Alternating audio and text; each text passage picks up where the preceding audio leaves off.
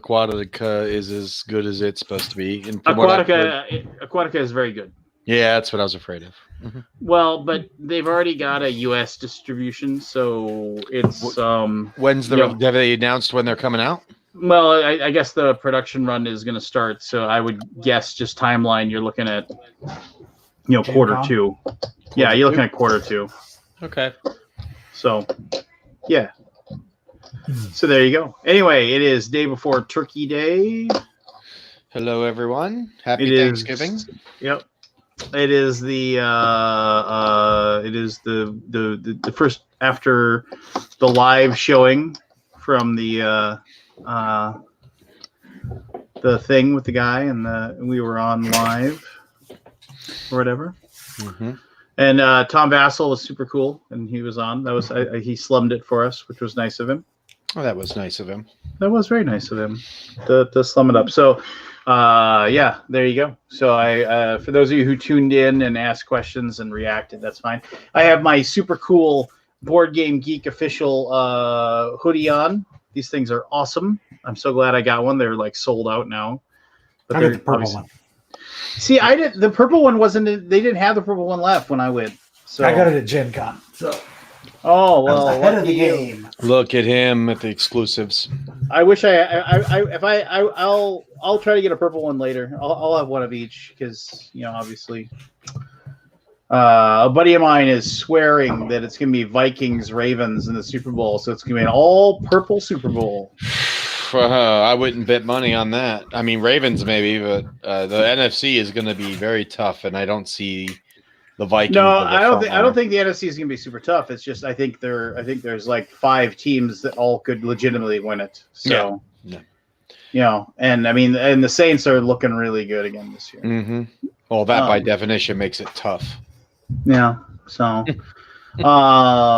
yeah. So, I mean, I've got my. I said something and Pete disagreed with me, but I mean, I had a what's what I'm looking for here. I had a revelation earlier, like yesterday, last night, when I was like sitting there thinking about my board game collection, and then I immediately went and I canceled a bunch of my Kickstarter pledges, and.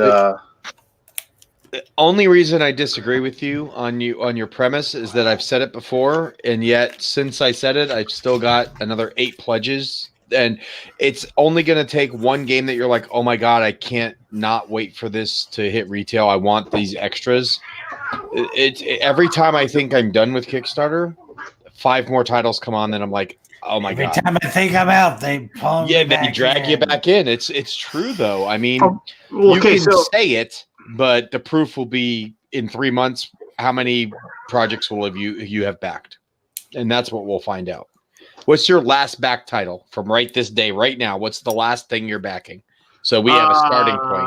It's an RPG book. When I already said I'll continue probably backing RPG stuff. Okay. What's the last board game project you've backed?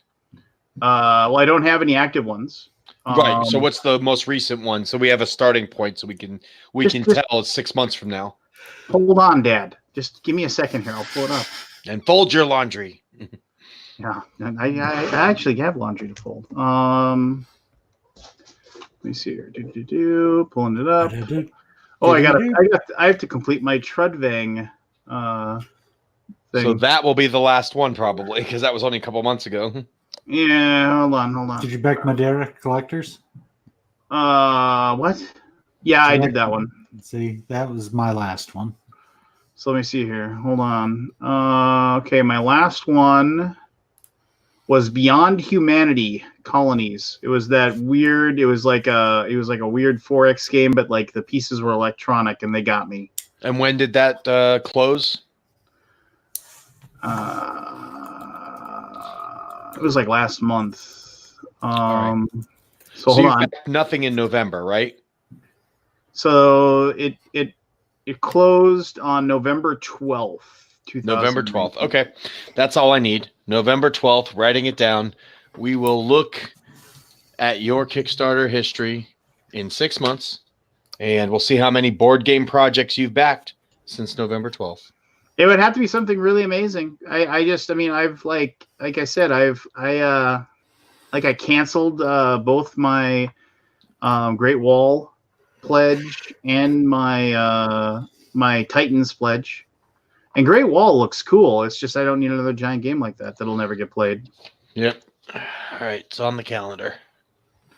But yeah, I have so much stuff, man, and it's just like I keep saying I want to start fresh, but I can't start fresh if I have a constant stream coming in. I completely agree, and I'm at the point now where my last backed project was October 16th, Fossils, and I don't count Zombicide Second Edition because I actually didn't back it. I backed it for $1 to watch the campaign, but I buy mine through the company since I work for them. So Fossils is the last one I've backed, October 16th, and I've been good so far to not touch anything since then. Yeah. I'm really trying to do the same thing, but I've said that before, and I think the last time I said it was in like March, April, and I've got like 18 projects backed since then, so I didn't do what I said I was going to do. I hope you can. It's tough because you get that FOMO, and when all your friends start backing it and you start getting emails about this stupid Great Wall game I'm getting all over the place. I didn't even know it existed, and I'm not even looking at the page because I'm trying to be good, but I'm wondering what the hype is about because I'm getting a bazillion people backing it that I know. Well, and I'll fully admit the Great Wall one is very difficult for me right now because it's Awakened Realms, right? And which is doesn't mean nothing. They're hot right now.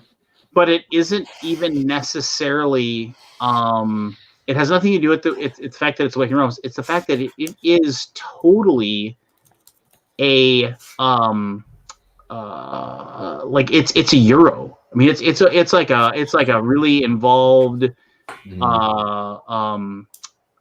like worker placement Euro with fantastic minis and stuff. And I mean, I read the rules and it definitely looks super cool. And like immediately, like I backed it like immediately because it was like back in the first 24 hours and you get this free mini. Who in your area also is a big Kickstarter person? Nobody that I know of. Nobody that I know of. See, I'm starting to coordinate with my friends better. Like with Richard, who lives only a few miles away, I always constantly ask him, "Are you backing anything on Kickstarter?" And if he says, "Oh, I'm backing it," then I don't back it because I know I'll get access to it. And we're starting to coordinate more. Like he's asked me, "Are you backing this one?" I'm like, "Yeah, I'm going to back it all in." And he's like, "Okay." And I'll skip it. And we're starting to work a little bit better together, which it's been helpful. And there's a few games that won't matter that we both back, like the Batman Gotham City Chronicles, because we're both superhero fans. I wanted my own copy, even if he had it. Same thing. We did the same thing with what was the one we just backed that we both ended up backing? Oh, the Western Legends Ante-Up, because we both had Western Legends, and I liked that game so much I wasn't going to not back it. So it's helpful if you have a good group of friends that are sticking around for a while to coordinate those type of things, because especially on the big ones, I've got 5 or 6 games I'm trying to get rid of that are all giant games that are like $300 plus resale value games, and I'm going to be tough to get rid of in order to find people that want them. So I hear you. They're hard. The big Kickstarter games are hard because you can't really ship them because they're too much money to ship. And so if you can't find someone local to buy them, you're kind of stuck with them. So that's kind of where I'm at. Well, and that's so next week. I mean, I'm just going to make the tough choice on tons of games, and I'm the guy from the record store and / used game store. He's just coming over with his pickup and his trailer, and we're just going to load it up. And you could get rid of them cheap.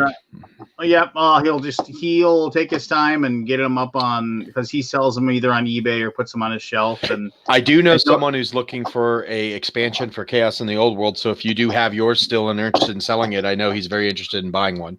Well, no, I mean, like that's like one of the few. That'll be like one of the 100 or 200 that I keep, just because it'll never get reprinted. Yeah, most likely, yeah. Yeah, so I mean, unless Games Workshop decides to make it themselves again, but they could. Yeah, they could. Or they could sell it off to WizKids like they did with some other stuff and let them do it. Because didn't they sell off Fury of Dracula to WizKids and stuff? So there could be a WizKids version of Chaos in the Old World one day. Fair enough. Mm-hmm. And the thing is that I don't know. I'm tired of the giant Kickstarter. I know it sounds stupid, but I'm just like I am exhausted by it. Trust me, man. I made a trade for a full set of Joan of Arc. I got the RPG books. I got the all-in everything 5.5 calyx shelves later, 5.5 calyx cubes later, I still don't have it all put away, and I don't even want to play it now. It's like it literally takes up the space of like 20 games. Yeah, I could fit 20 games. Oh, damn you, Keith! You son of a bitch! Did you pay the exorbitant price? He did. He I said did he for that played one. it and then he couldn't not buy it, and I was like so mad now that I didn't like PayPal him money to get me a copy because I don't know how long it's going to take. But he's going to pull the Meg cards out. I know exactly what he's doing. He's a ruthless bastard. But no, like I've been trying to get. I got the Joan of Arc. I was all excited. I traded a bunch of games for it, so I got rid of like 100 games and got one game that I really wanted. I'm sitting there thinking how proud I am of myself for getting rid of a bunch of older games that somebody wanted and got this one big game that I missed out on because I couldn't afford it at the time. And now I'm looking at it. I'm just like, those 5 calyx shelves could cover like the next 6 months worth of releases that I want to get in space. So now I'm like trying to get rid of it. But it's a lot harder to get rid of a giant game like that unless I can find somebody willing to drop $70 on shipping, because that's how much it's going to cost to ship that stuff. It's going to be like 2 50-pound boxes. So it's, you try to do good. I got consolidated down, got a couple big games in trade for a bunch of smaller ones. And now here I am stuck with these big games, and now I can't get rid of them. So yeah, it's crazy. Fair enough. Pretty good. Yeah. Yeah. So just give me 1 second there. I gotta respond to the email. No,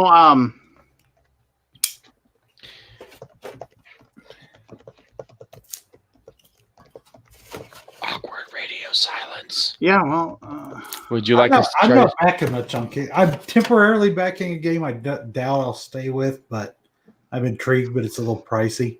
Mm-hmm. But they're doing a board game version of and words are hard. Mm-hmm. Divinity Original Sin. I saw you back that, and my first instinct was, oh, I love that video game. Let me go back it. And then I stopped myself because I looked at my Kickstarter history and saw I hadn't backed anything since mid-October. And I'm like, you know what? This is not smart. I'll just let it ride, and hopefully the game won't be awesome and I won't kick myself for it later. Yeah, I don't know that I'm going to stay with it. I need to see more of it, and I haven't seen enough to. Well, that's reassuring, because if you end up dropping it knowing that you like the game like I do, then I won't feel bad about missing out on it. Well, I backed it for now, but I don't know what the gameplay is, and I'm not gonna until if they don't show me the gameplay. Oh, that's a big red flag. I'll to me. run away. Unless it's a Jaws game or something shark related, I have to see gameplay to back nowadays. I've made the criteria. It used to be, oh, it looks cool, I'll back it. Now Minimum has to be a rule book. Yep. Now for me, it needs to look cool. There needs to be value in the purchase. Like if the only thing different from the Kickstarter version and the non-Kickstarter version is some alternate art cards or something, It's a pass. I'll wait.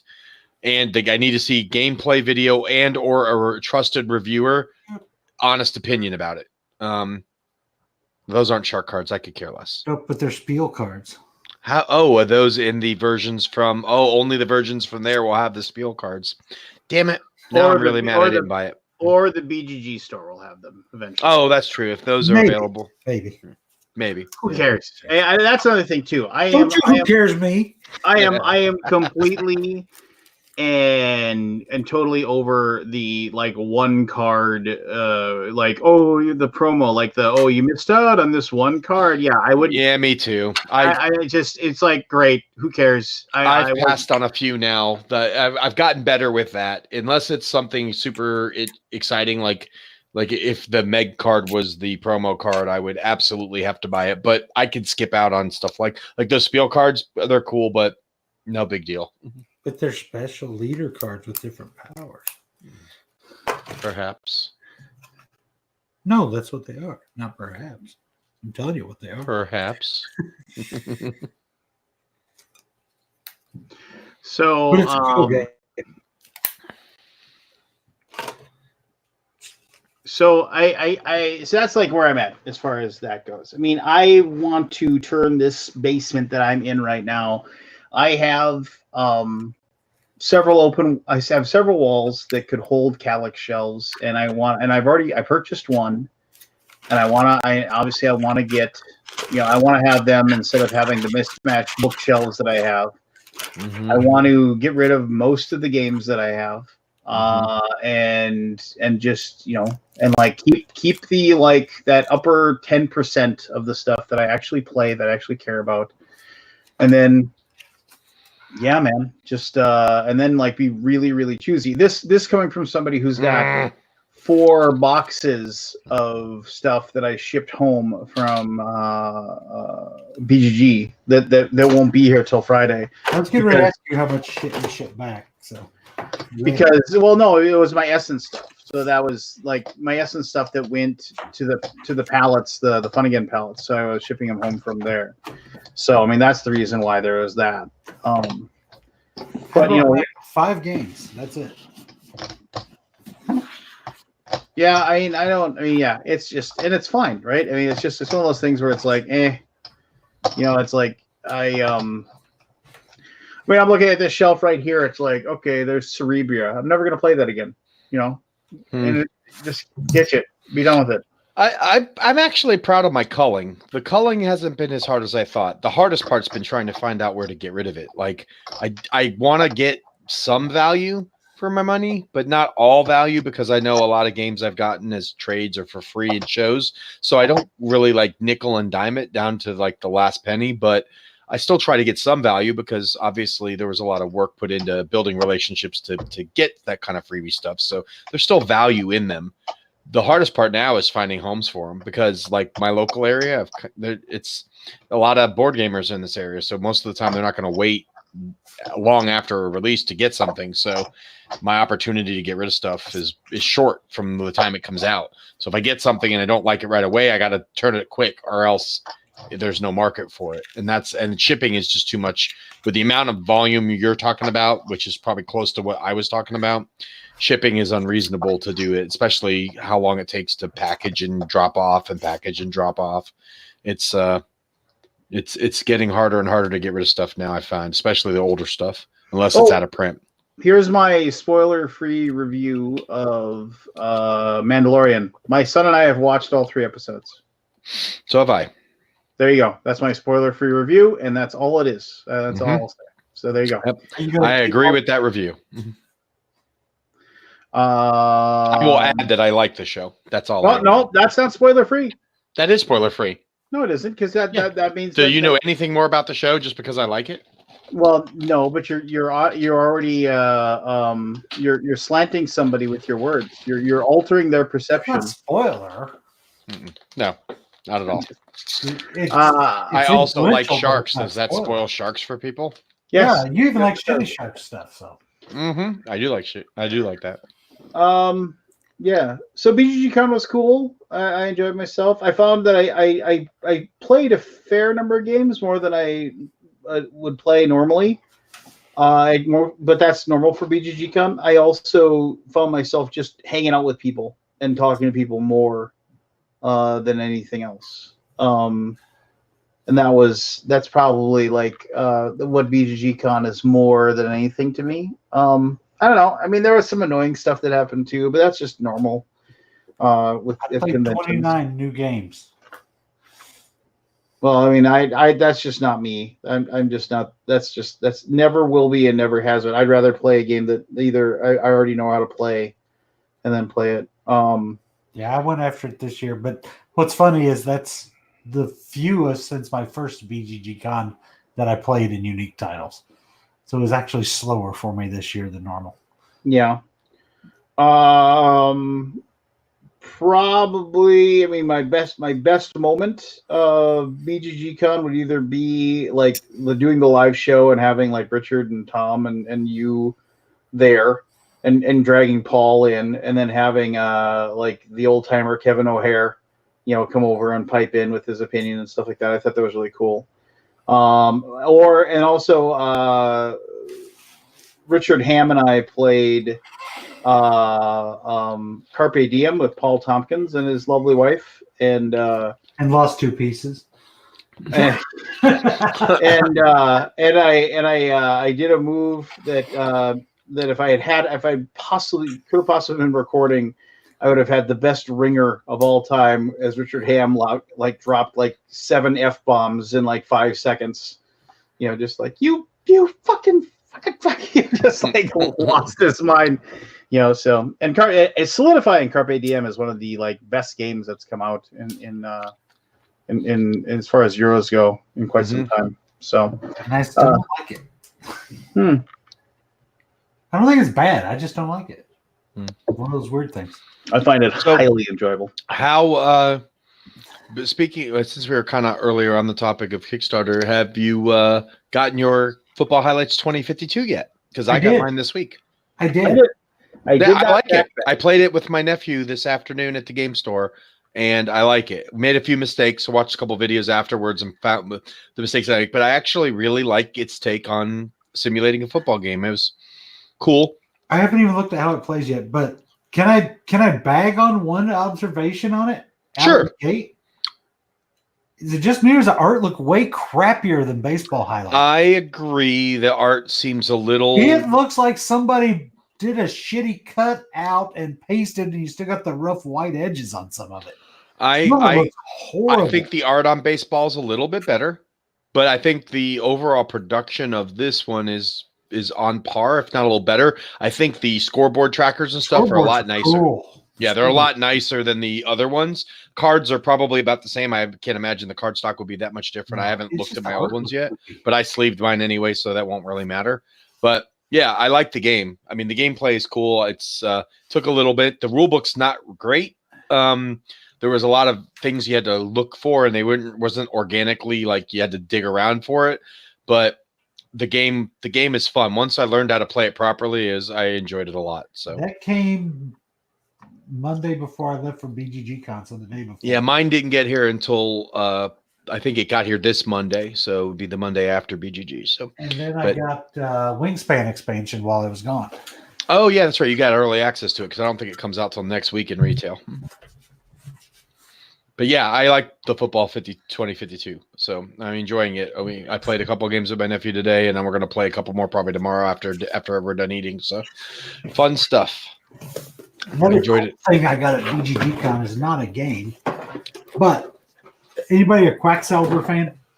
A what? Quacksalber, or Quacks of Quedlinburg, the English title. No, I played it, but I thought it was cool, but that's it. Board Game Geek has these draw bags now.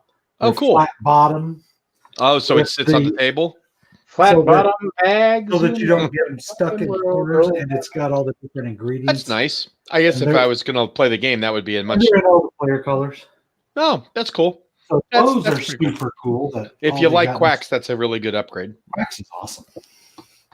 And they've got the little lock drawstring, too. Mm-hmm. So super cool new thing I got there. That I only got 5 games brought back with me, which is good. And even my freebies, I just gave my freebies back to him because I'm like, wasn't it like First Martian was one of the big ones? And they couldn't give First Martians away. People are like, I can't fit that in my loose suitcase. Well, just keep it. It was at the closing ceremony. Any first timers? We got about 50 copies of First Martians left. Go get them.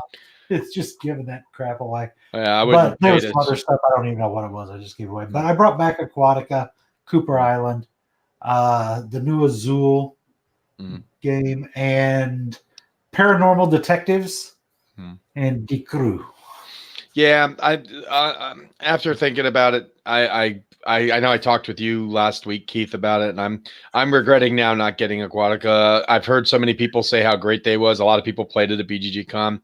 Even though it was pretty expensive, I'm regretting now not getting it. Only because if it doesn't come out till like April or May, you'll be fine. You'll be fine. It'll be cool when you do get it. It's a good game. It doesn't feel like anything else I've played, and that's what I liked about it. The player that's what I'm hearing. It's unique. How you're sliding things in it. Yeah, it's cool. I mean, other games play cards to take actions, and then you play a card to draw back up. That part of it, but the whole raising of the locations that you either conquer or buy is different. Super cool, and the mantas are cool bits. So I think you won't be disappointed, but it'll be worth your wait. Okay. and I haven't played Cooper Island yet. Hmm. Paranormal Detectives is super cool. Did you get to play that, Lance? Yeah, it's great. Yeah, it's Hmm. super neat. Have it you gets played Ante Up yet? Ante Up. Oh, the Western Legends? Yeah. Have you played? No, I got the crap and I threw it in my box and shoved it back on the shelf. Yeah, that's what I did too. I really want to play it. I'm hoping to get that to the table this I weekend. managed to cram it all into the original box. So. I did too. It was it took a little took some work, creativity. but I got it in there. It did take a little Do you creativity. sleeve everything? Yeah, I think so. So that makes it even harder for you. I don't sleeve anything anymore. Like Yes. the only thing I sleeve are games like Love Letter and stuff, where if there's any I don't mark on a sleeve card, every game. I sleeved everything for Western Legends because it's probably in my top 10 games. You I talk love like it. you sleeve everything. That's No, why I asked. sleeve a lot. If it's a deck builder, I sleeve it. If it's a card if it's a game that has a lot of card shuffling, I sleeve it. But like even games that I do shuffle the cards a lot, like Las Vegas, where you shuffle all the money cards, they're pretty good card stock. I didn't bother sleeving them. There's some games I don't shuffle. Like if it's a super cheap game and I'm not worried about going on a print, I'll skip it because I know if worst case I play it 20 times and the cards get beaten up, I'll just buy a new copy because I got my money's worth out of that one. But I sleeve like for Marvel Champions, I sleeved it before I would even play it because it's an expensive game, but I also just want to take care of it. Same with like games like Legendary and stuff. But I don't sleeve everything. If it's a game I know I'm only going to play once or twice a year, I don't bother. But if it's a game I'm going to play in my monthly rotation, then I try to take care of it. That's cool. Mm. I'm having a regret that I didn't play a game until Friday night in the convention, because had I played it, I would have bought it on Wednesday when Fun Again opened, which was called Flick of Faith. It's a little flicking game where you've got different player powers, and it's like if you like Crokinole and want to take Crokinole up to a gamery game. Huh. Okay. It's super cool. My daughter likes Crokinole. She likes playing that. It's got actually the hole in the center like Crokinole. If you shoot it there, you get points. Huh. But you're also trying to dominate islands that are out there and knock other people's discs off of islands and kind of area control stuff. And it just works. It is super fun. And That's I cool. can't find it anywhere now. I've been hunting for it, called Flick of Faith. So the minute I can find it, I'm going to buy a copy of it. I have a copy. Eat it, Lance. Well, you're just showing off your Aquatica, so. Well, you could have got Aquatica. It was available. A Euro that I'm not going to play anytime soon. No thanks. Exactly. But you'll play Flick of Faith. I guarantee it. I know. I have played it, and So there. When I looked at the box, I didn't expect much, but once I played it, I'm like, oh, this is good. A game that surprised the crap out of me that I thought I looked at the box. Did you change your pants? Yeah, I did. WizKids, little game called Age of Dirt. And it was a ton of fun. It's got a little cube tower in it, and you've got your little workers. And you send your workers to these little locations, and you put them inside a box where you can't see what else inside the box. And on your turn, you can either put out the little workers, or you can go bring back a box and take everybody out of it and throw it into the cube tower to see who comes out of the cube tower to see what work they get done. Or you can, and your goal is to build things and build inventions to get points. But when people get stuck in the cube tower, it's like they went out to do something and they got lost. Well, if your drum isn't broken, you can bang on your drum, which you get to take a mallet and whack on the cube tower up to 3 times and chase more dudes out of it. Wow. Super light little, I'll call it a worker allocation game. Resource gatherer. Super light, but just a ton of fun. Like 45-minute little game. That's cool. We played that before the exhibit hall opened. Thursday, had a really good time with that little game. I thought about it the rest of the con, never played it again. But it's one that one of us in the group will probably pick up because we had a good time with it. That's cool. I hadn't even heard of it. Chocolate Factory. It's a Dunstan and Gilbert game. That's one of those games where ultimately you're running a factory with shifts. You try to draft and get different equipment for it, and you try to convert from one thing into something else by running your machines. And I just dig games like that where you kind of where you build an engine and you run it to produce different things. and it was really cool. We played that, and I really enjoyed it, and so I'm thinking about getting it as well. Fun Again had it for $100, but you can buy it everywhere else right now for $45. So I will buy it from someone else.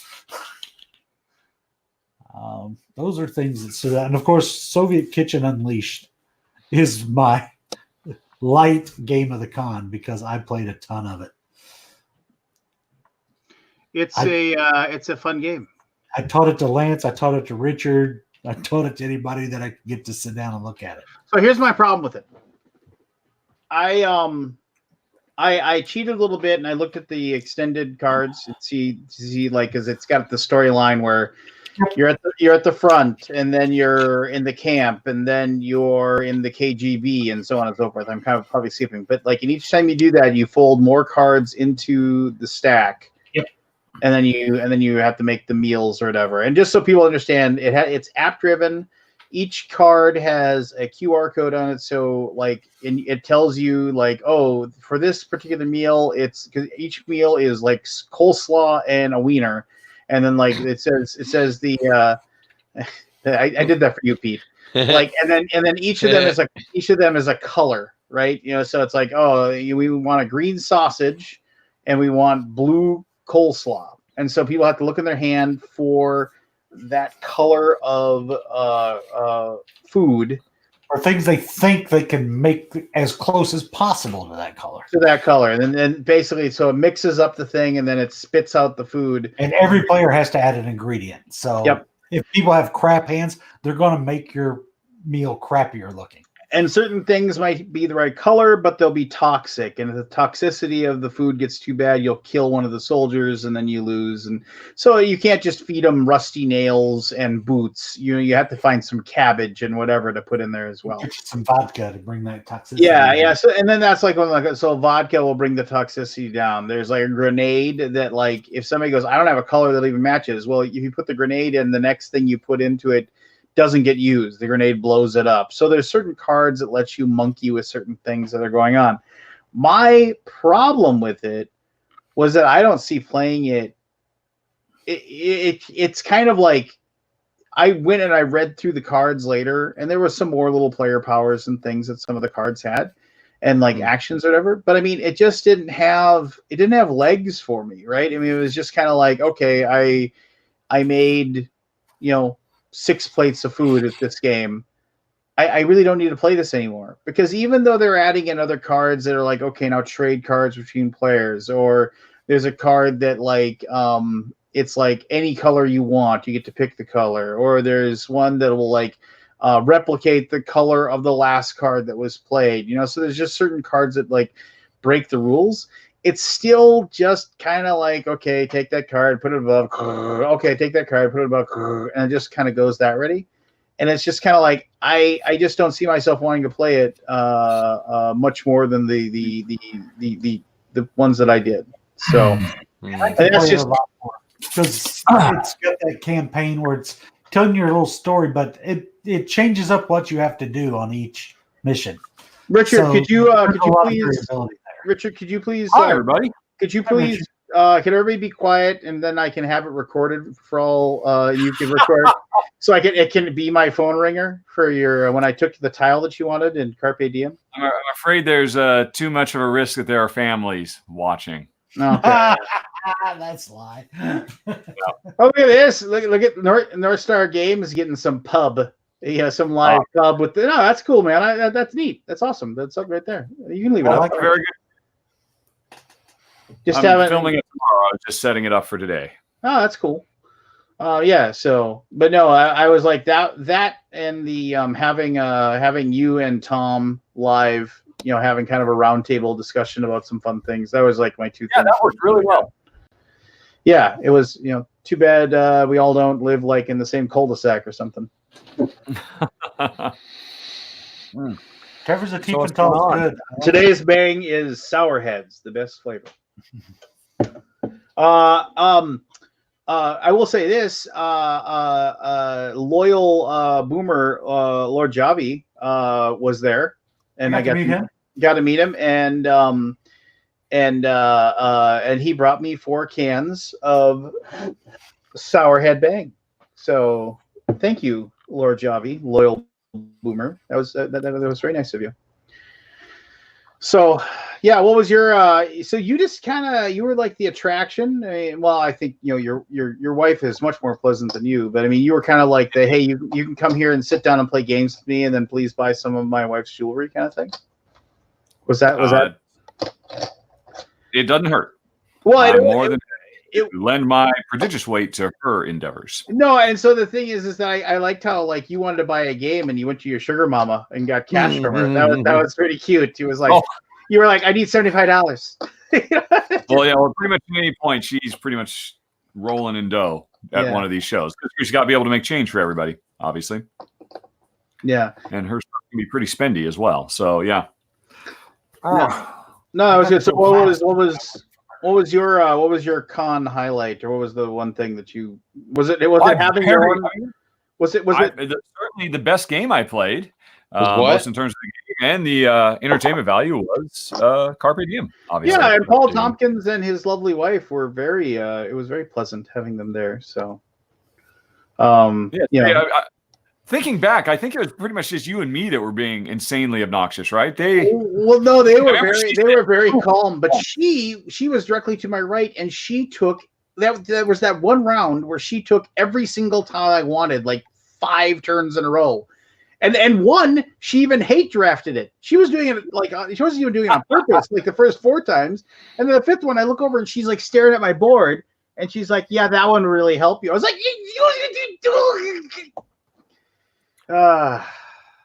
I still won, but I would have won by so many more points if she hadn't taken that one. I have no idea why I did so poor, because I pretty much achieved everything I wanted to do, and I completely trounced all of you guys. I had almost every single one of my side things scored. Paul had that giant 3 huge scoring turns. The end ones, 12 points and 12 points. Yeah. So I hate to sound like sour grapes. I think I probably just did bad math when I was adding stuff up at the end. Because possible. If you watch my show, I tend to make a few goofs here and there. Mm-hmm. Whatever helps you sleep at night, man. Yep. I do know I made a terrible move at the end, because I was thinking about it afterwards, and you actually did a move that I don't remember what it was now, but I remember thinking, I should have done what Lance did. That was actually much better off. I forget what it was though, but it doesn't matter. I still had a blast. Great time. Yeah, it's just such a good game. How did that not get better reviewed? I don't understand. Anyway, whatever. Doesn't matter. People judge that. Fair enough. So anyway, everybody having a good turkey day tomorrow? You getting excited? Mm-hmm. What do you mean? I agree with Richard. Yeah, Jen is driving an hour south to visit some family she's got in Northern Oregon. Wouldn't technically they be your family too? Oh, I have to stay with my mom. And mom was invited to go. And she's like, I'm feeling a little tired. So me and mom, we pretty much will be kicking it. I got some at the local bakery. I got some pumpkin bread, and I think that's about as festive as we'll get. Is having some pumpkin bread at some point during the day. Well, yes, you really know how to take care of your mom. Mary Chris wants to know if you're having ham tomorrow. Yes, Maui Chris. Mom makes a really mean grilled ham and cheese sandwich, and so that'll be our main sustenance for tomorrow while Jen is gone. Mom's ham and cheese grilled sandwiches, just dripping in butter. They are excellent, but no turkey. Turkey. You know that the level of tryptophan in turkey is not nearly enough to actually affect your metabolism at all. Oh, really? It's a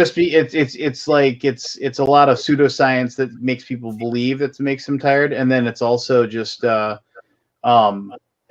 just ate a big giant meal, right? Everybody stuffs their fat face, and I say that in full deference to myself, stuffing my own fat face. So don't think I'm like making fun of anybody. But everybody stuffs themselves full. They have a glass of wine. They And then all of a sudden, oh man, I'm sleepy. Well, yeah, you just had like 4,000 calories and alcohol. You know, I mean, your body's like, yeah, let's go into hibernation mode here and let's just curl up on the couch. You know, so it's just like in front of whatever football game is on, which is not particularly riveting to begin with. Well, I'll speak for yourself there, but I am speaking for myself, sir. Fine, good, great. Are there any good Black Friday things I should now that I'm back in the States and I can take advantage of it? Because in Europe there is no Black Friday. I'm sure there's. I mean, all the ads have been pouring in for like the last 10 days. It's a great thing to do for Black Friday. Mm-hmm. Stay in your house. Mm-hmm. I did order a set of 3. What are they? Amazon Alexa boxes because it was a set of 3 for $60, and I thought, ooh, okay. Let's give it a try. So you're gonna make those poor Amazon workers pack your stuff and send it to you. Yep. They've already done their business, but they should be happy to have that job while it lasts because it'll be gone soon when the robots can actually pick things up. That's all they're there for, is just to physically pick things up, because that's the one thing the robots can't do. So did you see if you buy? Not that I want to go down this path, so I shouldn't even say this, but if you want to put the $100 down to get the okay, I want to say this about Elon Musk. How many people are putting that $100 down for a pickup truck that they will be made available to them, and possibly 2021, more likely 2022? How many people are like getting their credit cards out and you're like, you know what, you can have my $100, and you know what, maybe I'll buy the truck when I can get it in 2 years from now. He has got to be banking on the fact that, because he says, like 250,000 people have pre-ordered the which I think the truck looks cool. It looks like something I would drive from the future, which I think is neat. But like the past idea of what the future would be. Yeah. Well, like Seinfeld said, whenever we show somebody from the future, everybody wears the same outfit, right? It's just like they're all got the same silver outfit on from the future. Nobody has any different things. Everybody's going to drive a silver car around. But no, so they're going to put that $100 down, and out of those, like, there's going to be like a healthy chunk of those people that are pre-ordering this car for $100 that are just going to be like, yeah, I'm not going to buy a $70,000 pickup now. And they're just like, and it's just like, and he's like, okay, I'm going to keep your $100 then. And you're like, okay, fine, go ahead, because I gave it to you 2 years ago, and who gives a shit? And it's just like, I mean, brilliant. If like 100,000 of them don't cash in, that's $1 million. It's just like $1 million for free. There you go, enjoy. We don't want it. But did you see, you can, if you want, when you click the one that you want, it's like you can, if you want, lock in the $7,000 fully automatic option. So like the car will drive itself. And they think it might cost more later, but you can lock in the $7,000 option now if you want with your $100 pre-order. Yep. Early bird special. Yeah, because they think there will be complete car autonomy. Well, that's already available in the regular Tesla cars. You can go on YouTube and see all the people uploading videos of, oh my God, I'm on a freeway in LA and there's somebody asleep at the wheel. And everybody's up in arms about it because you're not supposed to do that, but everybody who has one pretty much does it. Well, yeah, arrest them. Yeah. Take their Tesla away. They don't deserve it. Well, we're just pretty ballsy to just fall asleep. I mean, as a proponent as I am of our driverless future, and I've been in one myself and ridden, and I thought it was great. I still don't think I'd be that comfortable at this point. Probably not. Yeah, and checking into the afterlife, and you're like, yeah. Oh, what happened to you? Oh, well, I assumed Elon Musk wasn't a serial killer, and apparently he is. So I was very well rested at the moment of my life. What's the old line? When I die, I want it to be peaceful in my sleep, like my grandfather, not screaming in terror like everybody else in the car.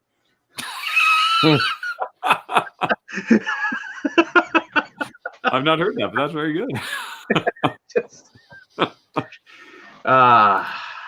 No. So there you go.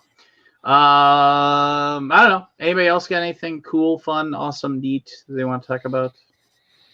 Well, it's been pretty steady. Playing some new games. That's about it. I see the Steam sale has I've not looked yet. 1 million games on sale on Steam. Enjoy. Yeah, I've not looked yet. I got the email saying stuff on my wish list was on sale, and I just deleted it right away. You're a smarter man than most. Mm. Scott Nicholson posted on Facebook that he had his students over to his house, and they saw his board game collection, and one of them called him a hoarder, and he said, "Let me see your Steam library." And then they were like, "That's fair." Yeah. I guess though it's a virtual thing versus Takes up less space. Yeah. So supposedly what was it? They can my son, he's all like he's mentioning that he wants a VR for Christmas, and I was like, yeah, you're not getting a VR for Christmas. It's pretty cool. Yeah, I love VR. Well, yeah, I played it. It definitely is very immersive, and crazy, like the Oculus Rift or whatever. Yeah, that's what I got. I got a Rift S and a Quest. And what do you just run that off your PC then, or what? The Quest is mobile. You don't need a PC for it. It runs on its own. And the Rift S, you just plug it into a USB port in the back of your computer. And you play that stuff. Yep. What is the Rift S or whatever run ya? They're both $5.99, I think, or $4.99. $4.99. Why doesn't everybody own one of these by now? The Rift S, the Quest was $4.99, I think, and the Rift S may have been $4.50. Depending, I don't know what the prices are now. I got them when they launched last year, so. Well, I'm sure they are cheaper now with Black Friday coming up. Let's see. $3.99. $3.99 at Best Buy. You can get a Rift S. Quest is $3.99 as well. So they're $400 now. I think they were $100 more at launch. I think they were $4.99. And what's the difference between these things? So the Rift S is powered by your computer, so it's more powerful. It has better graphics. The Quest is self-powered, so it has its own mechanism. So you're not tethered. You can take it anywhere, but it's less powerful. Certain games won't play on it because it doesn't have the PC power, but they're making a cable that'll let you take the Quest and then attach it to your computer to start using some of your video card power. So there's going to be like a expansion cable you'll be able to get to be able to convert your Quest into a sort of Rift. So what games do you have for it? I got a ton. So the Rift library is the same as my old Oculus Rift that I had, the Generation 2 Rift. So I've got tons of stuff. I've got like some of the experience games like the Batman Arkham VR and the Rick and Morty and the Voltron one. Those are cool experiences. I got the Vader Immortal series. So you play through like a 3.5 hour Star Wars baby movie, which is pretty cool. I've got some sports ones. I got a hockey VR simulator. I've got a football one where you play as a quarterback in a 2-minute drill, which is kind of neat. It's got a couple Marvel titles, but the best ones are the ones that are non-licensed stuff, like Super Hot is a really cool like Matrix type simulator. Let's see what else I got. I play the Star Trek Bridge Commander is excellent. For not being a Star Trek fan, the simulator is quite impressive. Let's see what else I play. I don't have a lot of the big, like I don't have Fallout or Skyrim, although I know they're good, but they're like $60 VR titles, and I generally don't spend more than $10 on a VR title. Most of the time you get them on sale. So I buy there's a bunch of actual titles that are called like Job Simulator, Vacation Simulator, stuff like that, where you actually simulate doing like cool stuff in like a virtual world, which is like the Job Simulator is like, it's a funny, they're all comedy type experiences where you go in and you do mundane tasks that everyone makes fun of about being working around the office, except you're doing them virtually. My daughter likes it a lot. She does a lot of the creative stuff. So they've got some VR apps called Quill, and they let you like draw in 3D. So you can like stand in the middle of a white room and you're taking a marker and you're drawing in 360 around you and you're making cool things. And you could step outside of your drawing and look at it from the outside and the inside. It's real cool stuff. It's a lot of fun. Like I've had a lot of fun with it. I have a friend that has it and that we get together once a week for like 2 or 3 hours and play. That's about what I play on it. Too much VR will give you the bad headache if you get involved too much. Some people it doesn't affect, but for me, I can only play like a couple hours at a time, and I usually only play it once or twice a week. But I like it a lot. It's real cool technology. I think once you start playing games in VR, the flat video games lose a lot of their luster because you know what it's capable of, what gaming is capable of. So it's almost kind of ruined flat video gaming for me. I haven't actually bothered with any of it at all. I was just saying in the chat, the last VR game I played was in the early 90s in the arcades called Dactyl Nightmare. I think I played that too. All this new age fangled stuff. I assume you have to have a relatively decent PC to run any of this stuff. I've so just the got Quest, no. the cheapest laptops I can find. Sure. For the Quest, no, because it has its own CPU and video card built in. Yeah. The Quest is portable. It runs on its own. But for the Rift S, yeah, I would say if your computer is more than 2 or 3 years old, it probably won't run well. But if you've got a computer that's within the last 3 or so years, you should be fine because they've optimized it now to run on the last generation NVIDIA cards. So as long as you're not like 5+ years back, you should be good to go. Yeah, but I don't have a computer. I have a laptop. Oh, laptop's fine. It only uses one USB. The new Rift does. The old Rift didn't. The old Rift, you had to have all these sensors mounted around, and it made it really hard. But now they do inside-out tracking. So now the actual VR mask has the cameras built into it. So it tracks your movement from the headset. So now it's just one USB plug, which is why it didn't work on laptops prior, because most laptops don't have enough USBs to plug in 3 or 4 sensors, plus the unit itself. So I see. Yeah, now it's all built-in tracking. So it's more doable on a laptop. I could run it on my work laptop that I'm using right now.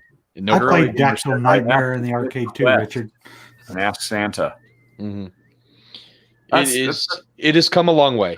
If you go to Best Buy, I imagine so. They actually have a demo set up. Almost all the Best Buys now have a Rift set up for you to actually try out a couple titles in store, if you don't mind wearing the headset that a lot of other people may have been wearing.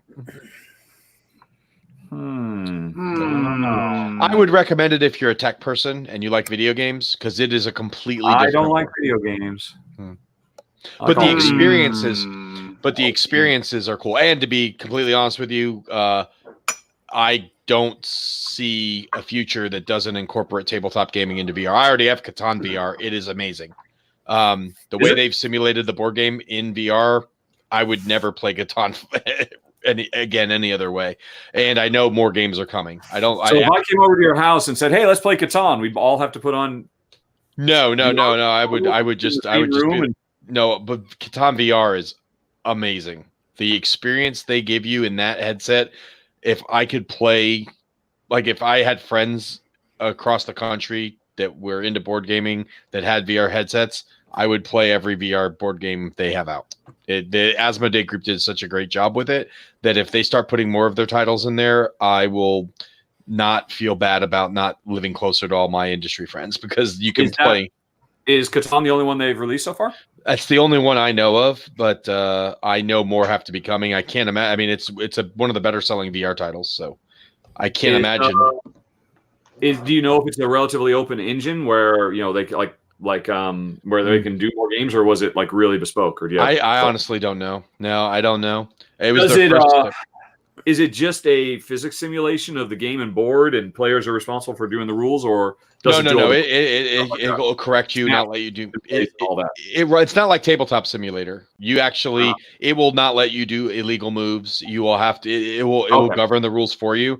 But not only that, it's just that the fact of the atmosphere, like you're sitting you're sitting in a room and you can change the environment. You have like 5 environments to choose from. So you can sit in a castle and play on a stone. You can play Catan, or you can sit in a wooden cabin with fireplaces in the background. It's the atmosphere is so cool that even when you're not playing the game and you're just looking around, it's just wild. Plus, you're seeing the avatars of the other 3 people that you're playing with, and they're waving at you and stuff. It's just what are the players represented as? Are they just kind of like disembodied heads and arms, or are they no, you choose an avatar, and it morphs that avatar over you so that as you're moving, it looks like the guy in the blue gown and crown, or the guy in the red or orange, or the girl in the green outfit.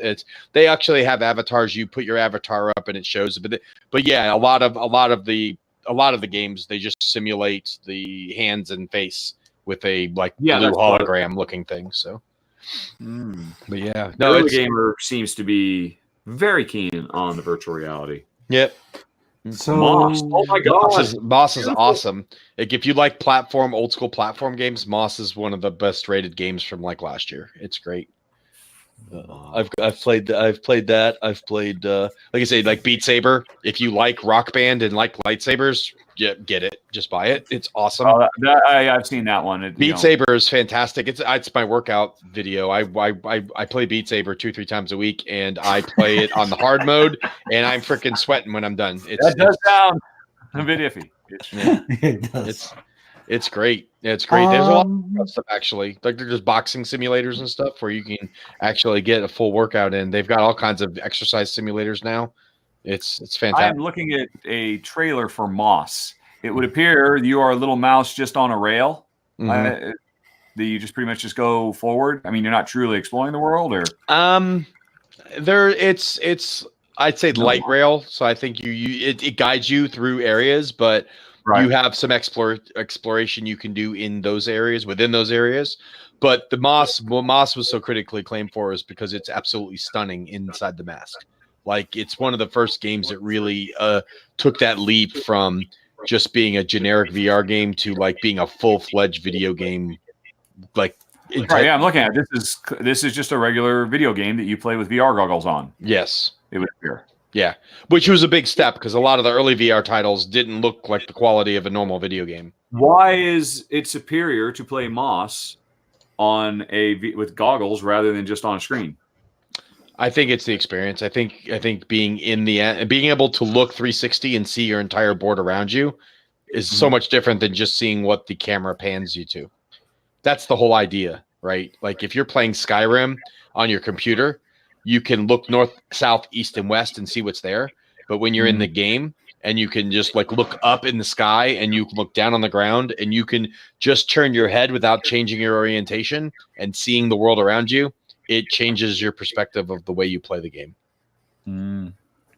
And most of the good games will give you that experience where you can play. You take a game that has a flattened VR version. It's like it's night and day, the immersion that it puts you in. Like Arizona Sunshine's another good one. It's a zombie survival horror game.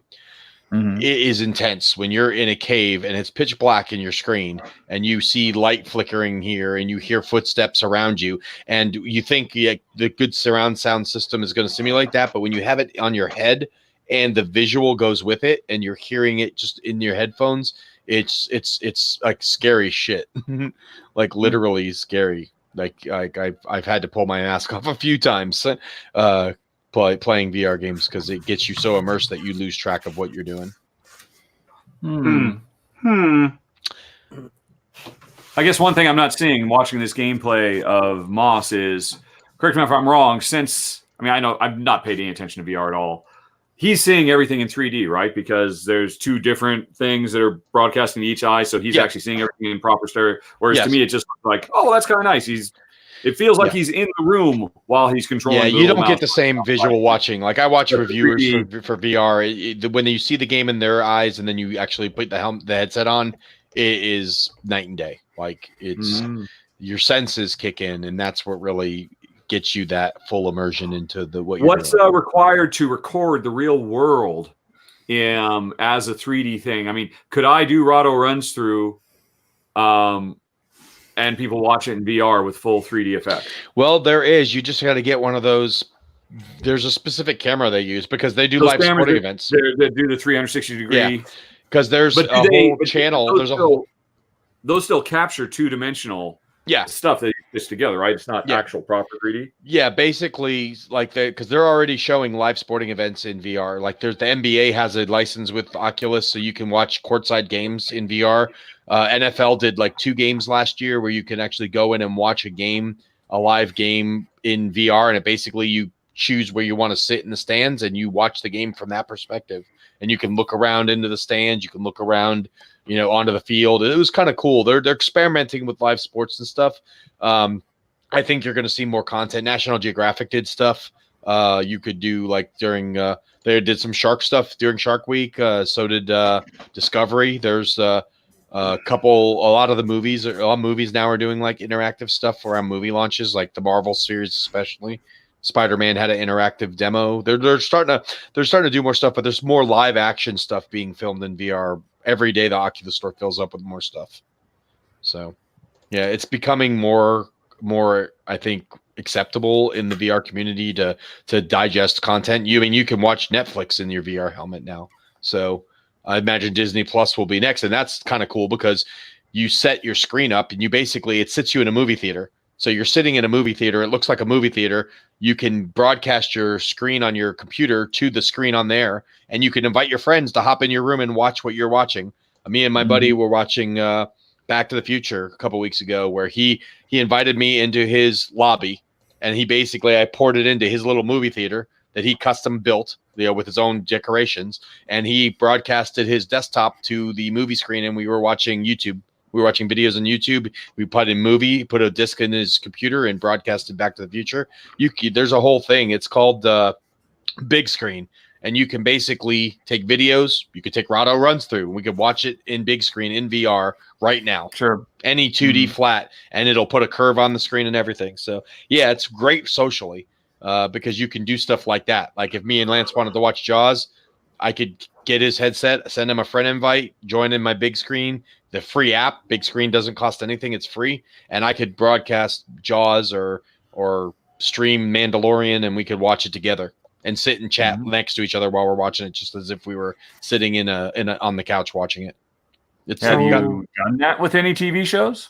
No, I've only done it with stuff that like I had videos, like because you have to have the video on your computer or stream it through like a service like YouTube and stuff. I haven't done that yet, but other than like watching YouTube videos with my buddy or him putting his disc in for Back to the Future, but I haven't done it that much. We experimented because we wanted to see if it was cool, and I do like it, but I've not done it with any of the services because those services are kind of, you pay for those, so you're broadcasting for other people. It seems kind of not right. So, I see. But if I own the disc, then I could watch it with whoever I want. So it's kind of a little different. Although they don't govern that. It's kind of Wild West when VR. I don't really monitor VR stuff like that. Wow, wiki wow. So the Rift S is $50 off on Black Friday at Walmart. Yeah, there you go. So $350, which is about $150. Apparently, I don't want the Rift. Apparently, I want the Quest. Well, if you don't think your PC can run it, and they've got a system, you can go on the Oculus website, and they have a button you can click to test your system to see if it's capable. So the Rift S has actually made the requirements. $200 laptop I picked up at Costco. Then probably not. It's mostly in the video card. If the video card's low end, then you're going to have issues. Yeah, what's a NVIDIA GTX 1060 AMD Radeon RX 480 or greater recommended? So, recommended. And the minimums are a little lower than that, but I would never use the minimums on that. But the processing power that it uses to get you that full immersion into VR, you don't want stuff tearing or breaking like when you're in there, because then that just ruins the whole thing. But the Quest is a solid product. I've got the Oculus Quest. I like it a lot. You don't get all the features, but once you're able to tether it to your computer, it'll give it that bump in power that'll make it close to what the Rift S is. So there's a lot of cool stuff. Like I said, and the battery life on the Quest is like 4 hours, I think, 2 to 4 hours, depending on what you're doing. But you can get those battery backups and plug it right in with a cord and throw the battery back up in your pocket, and you can add extra time to it. People are already doing that, using those phone charger things and just putting it and plugging it into the Quest and putting the phone charger thing in their pocket and running an extra 2 or 3 hours. Doesn't really get too hot, so you can do that. Hey, oh boy, that Quest is $400. Yeah. Yikes. Yeah, That's a whole console. But it is. It is basically it's actually a full PC. And the library is pretty good. Like if I hit my Oculus Quest app on my computer and look at the library right now, there's the storefront. There's a lot of games. I mean, there's quite a selection. There's I would say there's probably, and on Steam, if you sort VR by Steam and look at all the different titles that are on Steam, and Oculus will work with Steam, so you can get games on Steam and just buy them through there or through the Oculus Direct site, because Steam has an app on Oculus that lets you open up Steam VR and play your games there. There's over 1,000 VR titles easily, maybe 2,000 at this point, if you start counting some of the weird indie stuff that's out there and some of the international stuff. But so do you have to play it on like their system, or do you play it through Steam? Because I know there's like Steam VR. No, you play it on both. You can open up Oculus and play through their dashboard, but if you download the Steam app on Oculus, you can play. You click that and it takes you right to your Steam VR homepage. I've got games on both. I buy it wherever it's cheapest because I can play it on both. But if it's within $1 or $2 of the same price, I buy it on Oculus because it does run a little smoother on the Oculus platform, obviously. But I've got well over 30 VR games on Steam, and I don't have any problem playing them. They've gotten better. In the beginning, there was a little workarounds and stuff you'd have to do sometimes to get stuff to work right, but nowadays it's pretty flawless. You just click the Steam button, it takes you to Steam VR. You click the title you want. It even puts you in your own little Steam VR home where you can look at a wall and it's got all your titles on screens on the wall, and you click the right one that you want, and it takes you right to the game. So, yeah, I've got quite a few games on Steam. So the Steam sale is probably even more devastating for me because there's probably a ton of VR titles on there that are on sale. But yeah, I fully am good with VR. Like I jumped in as an early adopter. I got the first console when it was on sale 2 Christmases ago. I got my Oculus Quest or Oculus Rift, the original Rift, and I had that for about a year. And then as soon as they announced the Rift S and Quest, I pre-ordered both of them. And then my daughter uses the Quest often because it's not tethered, so she can take it and Why play. did you get both of them? Huh? I got both of them because I had so many points set up on Best Buy and rewards that I was able to get my Quest for like $110 off. But what's the point of having the Rift S if you have a Quest? So my daughter can play games with me and we can play together. Oh, so you have 2 in the household. Yeah, have 2 in the household. One that's portable.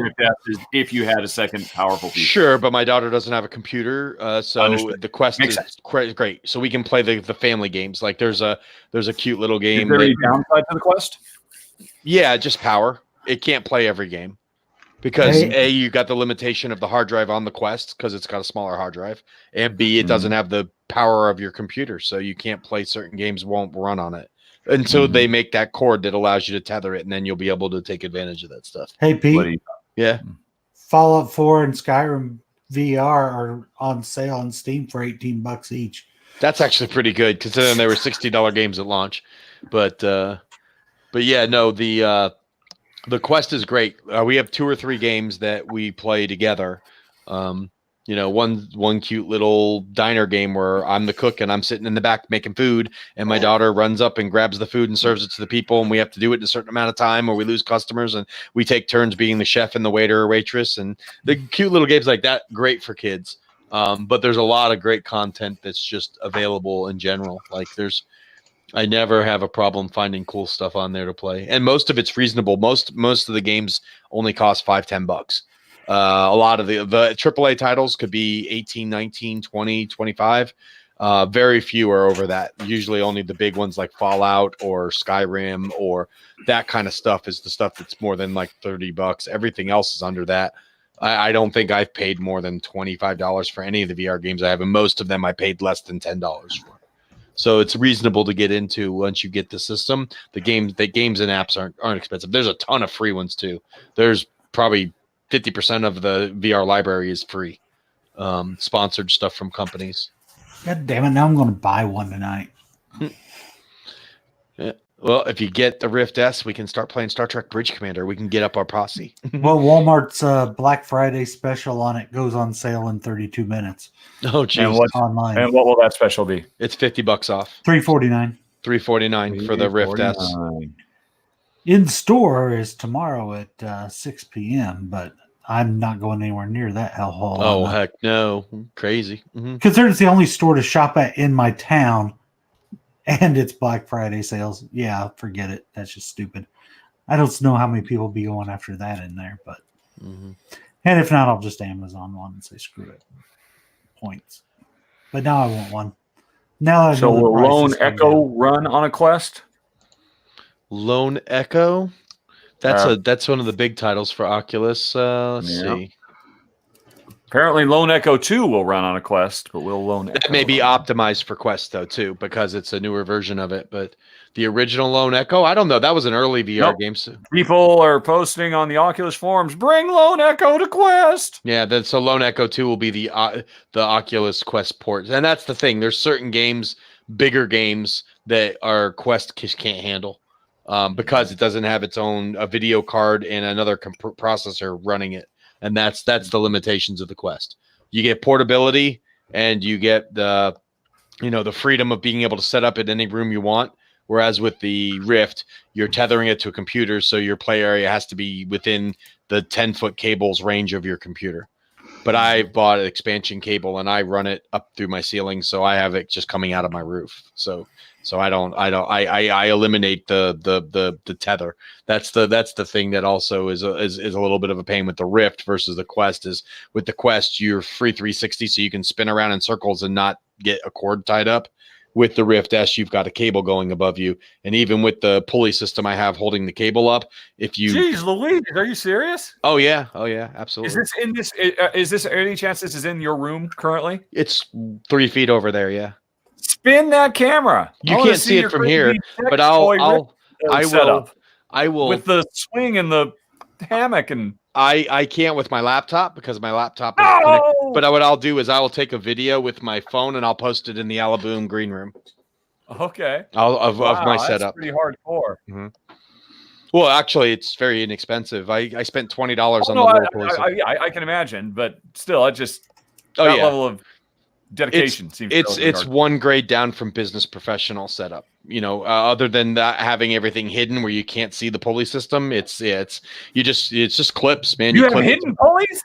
No, I don't. It's one step down. The only way I could hide them by putting them into the ceiling, but because this is the basement, it would be the floor of the upstairs. So can't hide the pulleys. Screw that floor. It's all about Prime Rift.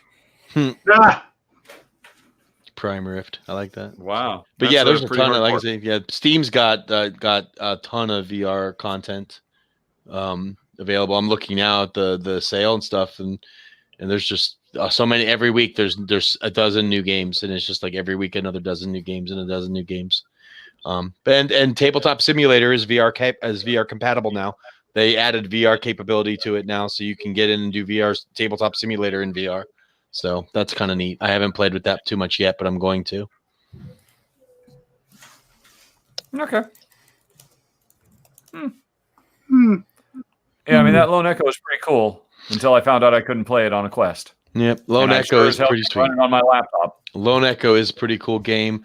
So is like let me see, what do I have in my library? So my library for VR content, I've got the 2MD VR football, which is like a 2-minute drill. That's what it stands for. Archangel Hellfire, which is a mech game, multiplayer mech game. My gaming laptop can run it, so yeah, there you go. It's got a GTX 1080, and it says minimum 10, like recommended is a 1060. So you're good. I can run it easy. Yeah, that thing's a beast of a laptop. Where did I see that? How do I know what your laptop looks like? It's what we used. We had it to do the thing. Oh, hey, you don't work for freaking Funnigan Games anymore. No, I do not. And I was the last person in the world to know. You were. Is that correct? All right. Sure. I guess that's it then. So is it So- Oculus Rift or Oculus Rift S that I want? Rift S is the one you want. Rift S doesn't use sensors. It just has one cable to plug into your computer, and it uses the tracking is on the actual headset. If you get the old Rift, it's cheaper, but you're going to have to set up sensors to pick up your movement. And if the sensors get bumped or tilted or anything, then you have to recalibrate the whole thing. It's a problem that first generation VR people had that's no longer a problem anymore. So I just recommend not buying Oculus Original. Get Oculus Rift S. You'll plug one cord into your computer. You'll set up the software. You'll set up your area you want to play in, and you're good to go.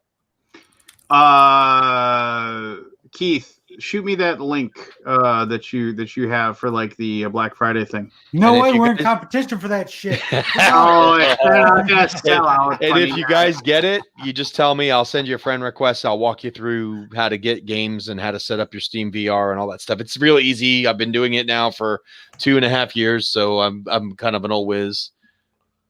do it in the old private chat if you would. I sent it to you in Facebook message. Well, that'll work too. Did you do it right now? Yeah, it's already done. All right, I'll go at Because it was so hard to Google it to find it. Well, And shut your honestly, mouth. right now, Oculus is doing a special right now. If you buy a Rift S or Quest, you get the Vader Immortal trilogy for free, which is like a $30 VR experience. There, as these episodic games now are coming out, where they give you like a $9.99 game, and it gives you like 2 hours worth of gameplay, but it's like high-end IP stuff. They did it with Batman. They did it with Rick and Morty. Now they're doing it with Vader Immortal, and this is the third episode in this little trilogy game that's awesome. I can't wait to play the third one. It just came out last week, but if you buy a new one, I think you get Vader Immortals free. I think that's the special. You get the system with Vader Immortal. You get the code for Vader Immortal, which is a great first experience for VR, I'll say as well. You go in there and you play around with the lightsaber combat and stuff. You're gonna flip. It's awesome. Yeah. So, did you play the Fallout or Skyrim? No, I did not. They I were wonder like, if when they they'll first work came out. out, they were like $59 games, and I wasn't going to pay that much for a VR game, especially knowing how many hours those games are. Those type of games, while they're awesome in VR, are also games that you're going to play for more than an hour at a time. And for me, VR has got to be a 60 to 90 minute experience, 2 hours tops, because and it doesn't affect everyone, but some people having the headset on for that long will make them a little motion sickness. Now, I don't get motion sickness, but I will get headaches if I spend too much time in the mask. I don't get motion sickness, but yeah, my head will start to hurt because you're so close to the lens and you're seeing everything so up front and you're fully immersed. Plus, in order to not get too much light leaking into the mask, you got to kind of put it on nice and tight so it doesn't move around, because that also breaks immersion. So having that tight thing around your head for more than 2 hours, for me, it causes headaches.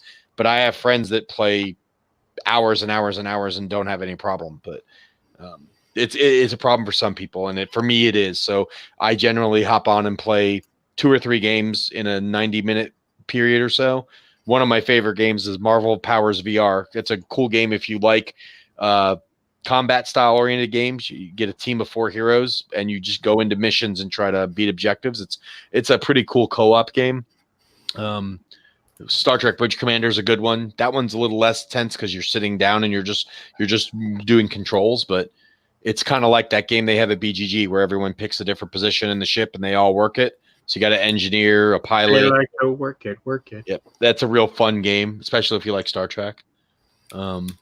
There's like one where you build cars and crap. Oh yeah, they've got ones with complete ones where you can basically sit in a garage and just work on an engine. They use them for testing and stuff for some companies, but they converted those testing software, VR software applications into games, basically taking the code and adding some fun aspects to it and go.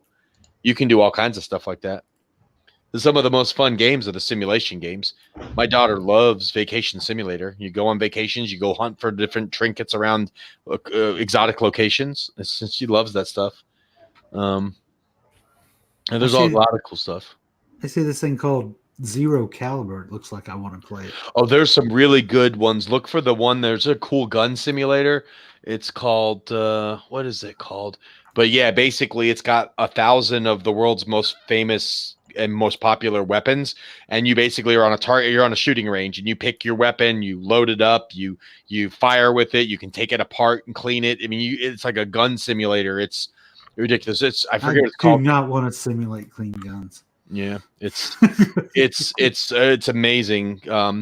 But there's a lot of good. There's a fun bar room fighting one where you get in a bar and you just start the simulation by grabbing a beer bottle off the bar and just smack someone over the head with it, and then it just starts this giant fight, and you're just in the bar trying to last as long as you can before you get knocked out. There's some funny games in there. So if you're playing on your laptop, does it show your screen of what you're seeing so other people can watch you? Yes, and that's how the reviewers and stuff will record footage, because you have an option to mirror your mask onto the screen so the people not in the mask can watch what you're doing. But there are also games where you play with 2 players. So one of the games me and my daughter play, she sits at the computer and I sit in the VR, or vice versa, the cooking one. So I'll cook. Whoever's the cook is in the VR mask, and whoever's running the waiter waitress is basically on the keyboard with keyboard mask controls, grabbing the stuff from them and running it to the different patrons and stuff. So there's games where you can play co-op on the same machine with just one VR headset. A lot of those are kind of cutesy family style games like that, where one person's in the mask doing something and the other person's assisting them on the side doing something else. Well, before this channel, this show becomes 100% devoted to VR and forgetting all about board games, Lance, Yes, sir. Javier, Lord Javi, is asking about TMG's new Civ game with a Kwanchai Moria art. I can't think of the name of it. Dawn of Mankind. Yes. I'm sure you must have played it. Yeah. Is it, as he has heard, a good intro Civ game? I wouldn't say it's a Civ game so much as it is it's got some like route planning, I guess would be a good way to put it. And it's also very puzzly. But it is not, I mean, I guess it's civilization theme, but I mean, it isn't like really, it isn't Civ like you're thinking, like, oh, I build this and I get this new temple, or things like that. It's taking your villagers and progressing them step by step through their lives, from like children to young adulthood to elder of the tribe, and then they die and you move on. Oh, so it's very focused on just tribe simulation. Yes, not Civ really at all. Okay, I would still say it's very I would be of the belief that it would probably be like a good fit for if you're looking for something along those lines, that to be what's I'm looking for here, I mean it's more puzzly than it isn't really gateway, but I mean it's medium light, and so it could be a good way to get people into it. It's very much focused on iconography and things like that, and so basically you go to a spot, and then your tribesman has to stay in that spot until they get kicked out, and they get kicked out by another opponent's tribesman that enters into that spot. So a lot of times you're kind of like trying to get your people into spots that other people are going to want to use, so they kick your guy out. Otherwise you have to waste a turn moving all your people out of their spots if you get gummed up, and you can't get people moved out. So it's got some cool stuff like that. Along the way, you can learn different aspects that will improve your tribe. So they're basically end game scoring situations. Like, oh, we got better at studying. So at the end of the game, the more of these things that we collected, the more points we'll have at the end of the game. That sort of thing. I mean, since I don't work for TMG right now, I mean, I probably played it 5 times, and for me, that was 3 times too many. So I mean. It's just not exciting to me. I just I can see why people would really like it. It's just I found myself really bored by it. I mean, but that's me. I'm kind of a curmudgeon when it comes to games lately. It's like, I mean, we talked about this. It's like, oh, I played that. What'd you think? Oh yeah, it was good. I never have to play it again. I mean, I just that game offered me. No, I mean, like Carpe Diem. It's like that was a game that I was tense. I freaking out with my decisions that I had to make, and it was a very tense, fun time. Few games are as good as that. Yeah, and it's just like, and it's just like, oh, well, that's a game that I'll pull off the shelf and I'll be like, let's play this, I mean, but there's so many games out there that are just, I mean, I'm not gonna say they're garbage, but I'm just gonna say there's nothing about them that makes them stand out in any way. Mm-hmm. And I'm really, really tired of games like that. I'm just so tired of this churn that the industry seems to be in, of creating these games that are good for basically a play, and then you're just like, yeah, I'm bored. I mean, well, then why don't you tell us all about how Gray Fox Games, your new employer, plans to change all that? And by the way, Kabuki Kid also didn't know. So apparently I was the second to last to know.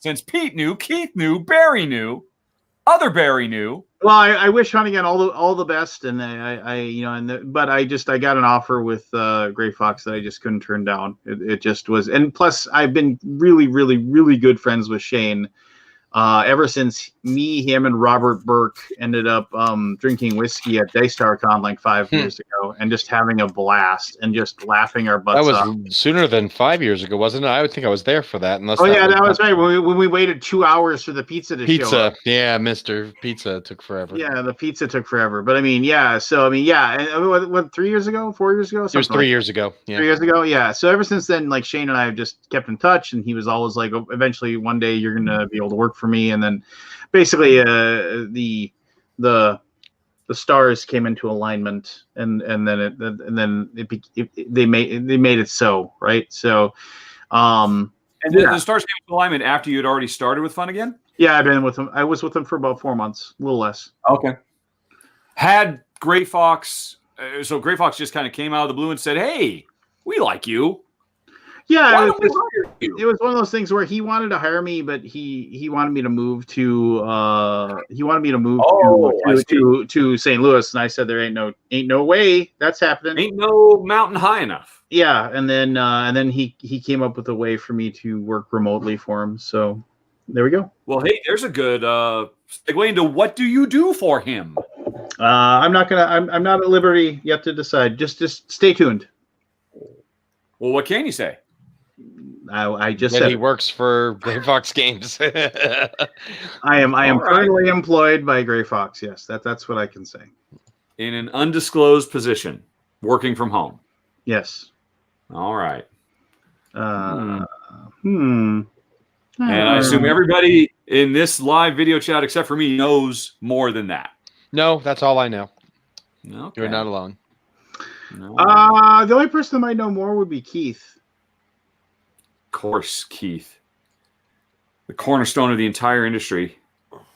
The Kevin Bacon. The professional hanger on, man. I mean, he just floats, floats in and out of the conversations. He knows he's in the know, as it is. Yeah. So what are you gonna do? All the cards. Does he? All right, I gotta go. I gotta anything about your cards. I gotta talk to my wife and see if we're gonna do this and get this for my son for Christmas. So I'll be right back. Oh wow! Look at you, Pete. You're a mover and a shaker. You're an influencer. Hey, all I did was you should give get it your little taste off of this. I should get an affiliate link for. I think it's time to start a channel. No. Your recessed pulley system. I do not have the time to do that. I barely have time to do what I like doing, painting and playing games. So. All right. I leave that to the professionals. What was everybody talking about before VR? We were talking about Lance's getting off Kickstarter and trying not to back games unless they're absolutes so he could get his collection called down. That's kind of where we were focused. And then we talked a little bit about the games at BGG that everyone enjoyed and how I should have bought Aquatica. And now I'll have to wait until it comes out. That's pretty much all that's been discussed. I wonder if I still have my prototype if you want that. I might. Oh, it's okay. I'll wait. It's one of those things where it's got shark cards, and I heard the gameplay is fun, and it's kind of somewhat. People are saying it's pretty unique. I don't know because I haven't played it yet, but it's It's not really that unique. I mean, there are plenty of other games that do what it does. It just does kind of standard stuff in a unique board mechanical thing. I mean, I'm sure you know it's got the cards that slide into the slots and all of that. There have been plenty of other games that do the same kind of combo crazy stuff, but you just put a little cube on the card and you move the cube down to indicate that you're making progress on the card. But as it turns out, that's significantly less fun than slipping a card into a hidden compartment. Yeah. Okay. But I don't mean to be down on it because it is excellent. But it is a very excellent example of a fun combo finding Euro with lovely art and just a neat little physical production gimmick. But yeah, other than that, I don't know. The last couple of weeks have been pretty tame for me. I've been painting up Marvel Crisis Protocol. I'm playing a couple new games. That's about it. It's been fun week. Fun week or two. Keith's been playing stuff. I think Keith's been playing some video games though. You've been playing Fallen Order, right, Keith? No, I keep asking you if it's any good, so I know. I thought you were asking me because you were wanting to talk about it. I thought you had played it. Oh, the few hours I've played is awesome, but again, it's a very story-driven game, so I don't want to say much because I don't want to spoil it. But I've only played a couple hours because I've been painting my Marvel Crisis Protocol. But this weekend, now that everything's painted, I'm planning on diving in and getting a good 5 or 6 hours of Jedi Fallen Order in. The story where I left off was really starting to get good, so looking forward to playing that. All the friends that have played it and have already beaten it or gotten deep into it said they really like it. So yeah, I think it's a solid purchase if you've got a console to run it or a PC.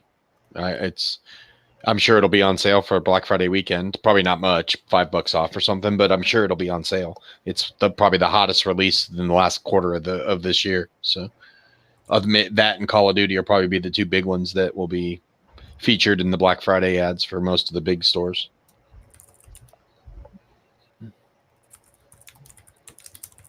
Yep, Maui Chris said he just finished Fallen Order and it was great. Don't say any more than that, though. I'm only 2 hours in.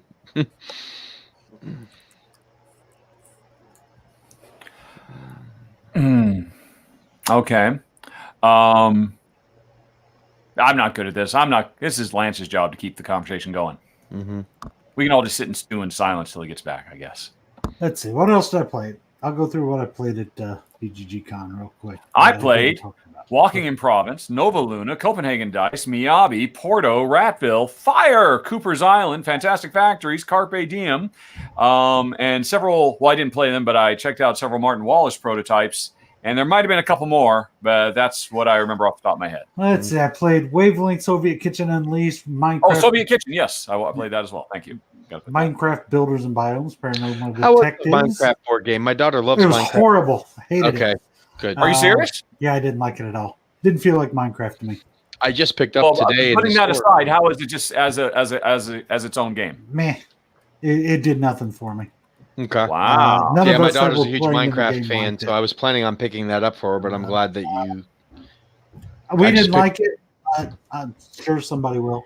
I just picked up the Toy Story cooperative game that came out from USAopoly this week. We're going to play that this weekend. But as I understanding, that's basically a retheme of the Harry Potter. It is in the Toy Story universe, yeah, and it's episodic. Very cool.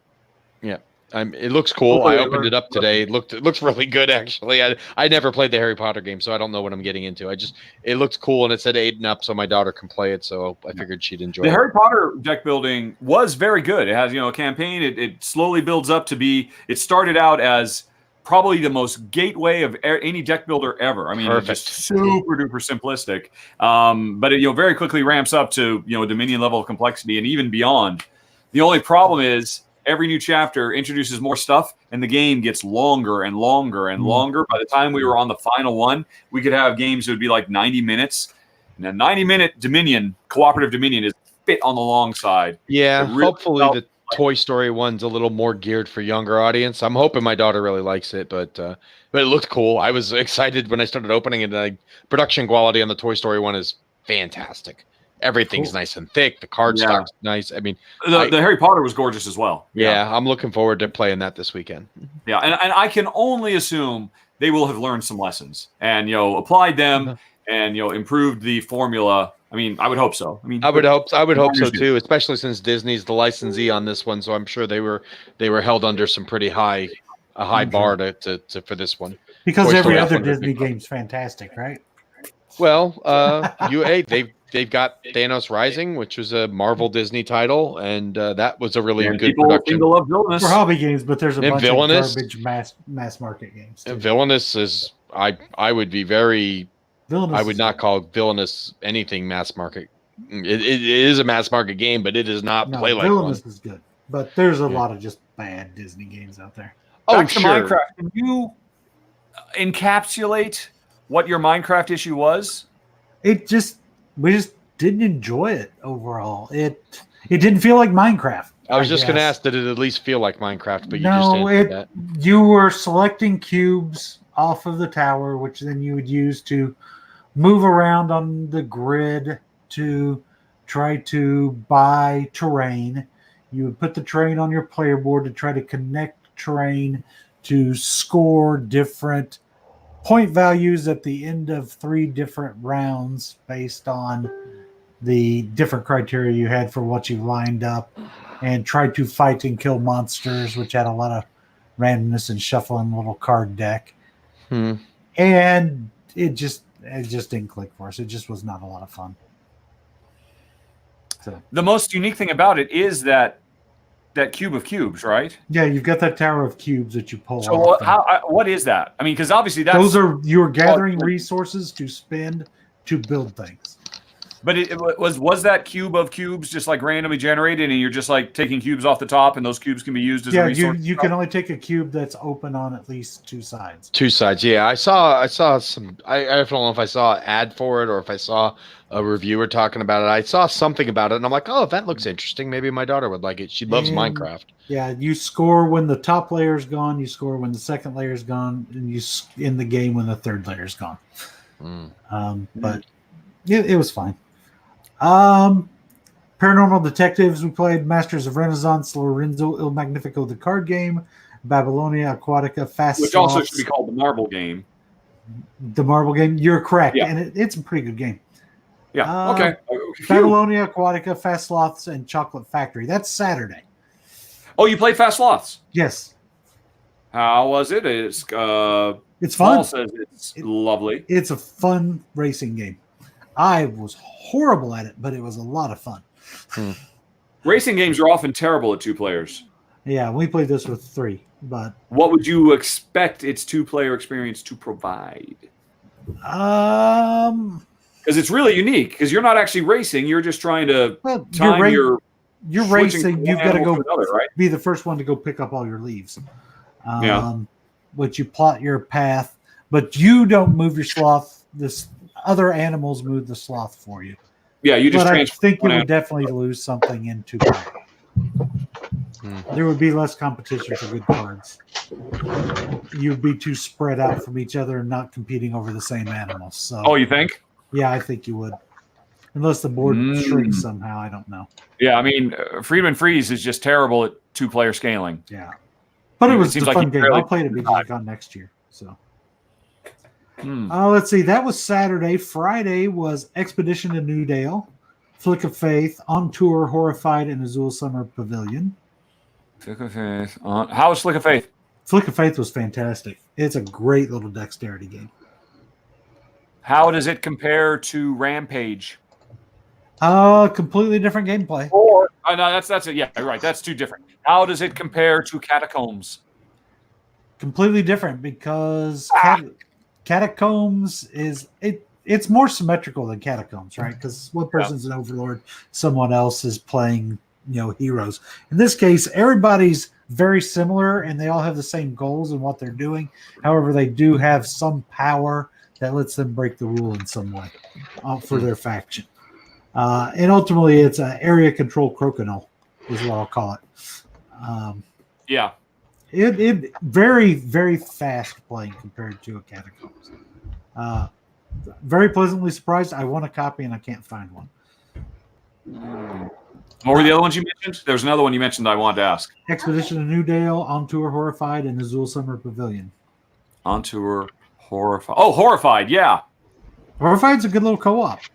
Yeah. It Yeah. looks so Ugly? it looks like it's about the same level of Flashpoint Fire Rescue. Would that be fair? Yeah, that would be fair. Okay. I think so. That's We all I need. lost by like a turn. Just Yeah. dude, literally a roll of the die caused us to lose when we were about to win. They snatched we snatched defeat from the jaws of victory.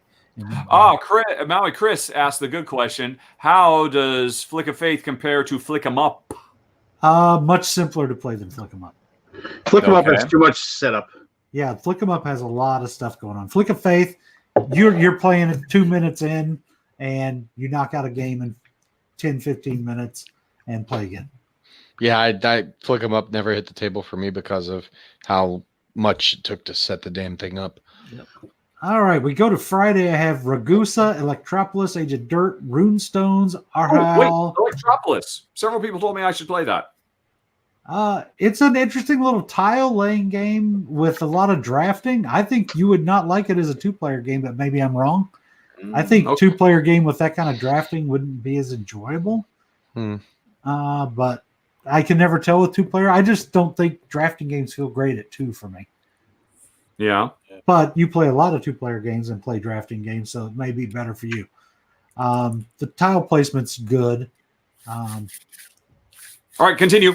Let's see, where was I? Arhal, Copenhagen, Similo, Atelier, the Painter Studio, Rollicate, Copenhagen, Roll and Write, and Kenny G, keeping it sexy. That was Friday. Then, actually, that was Thursday. Sorry, I was a day off on all these.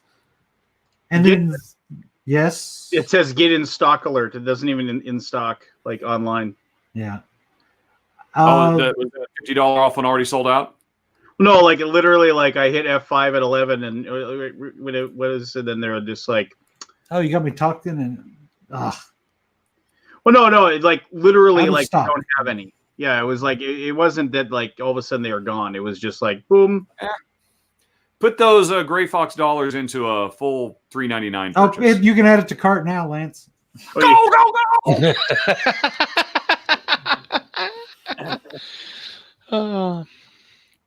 Keith, buy it! He'll pay you I'm back! working on buying it now.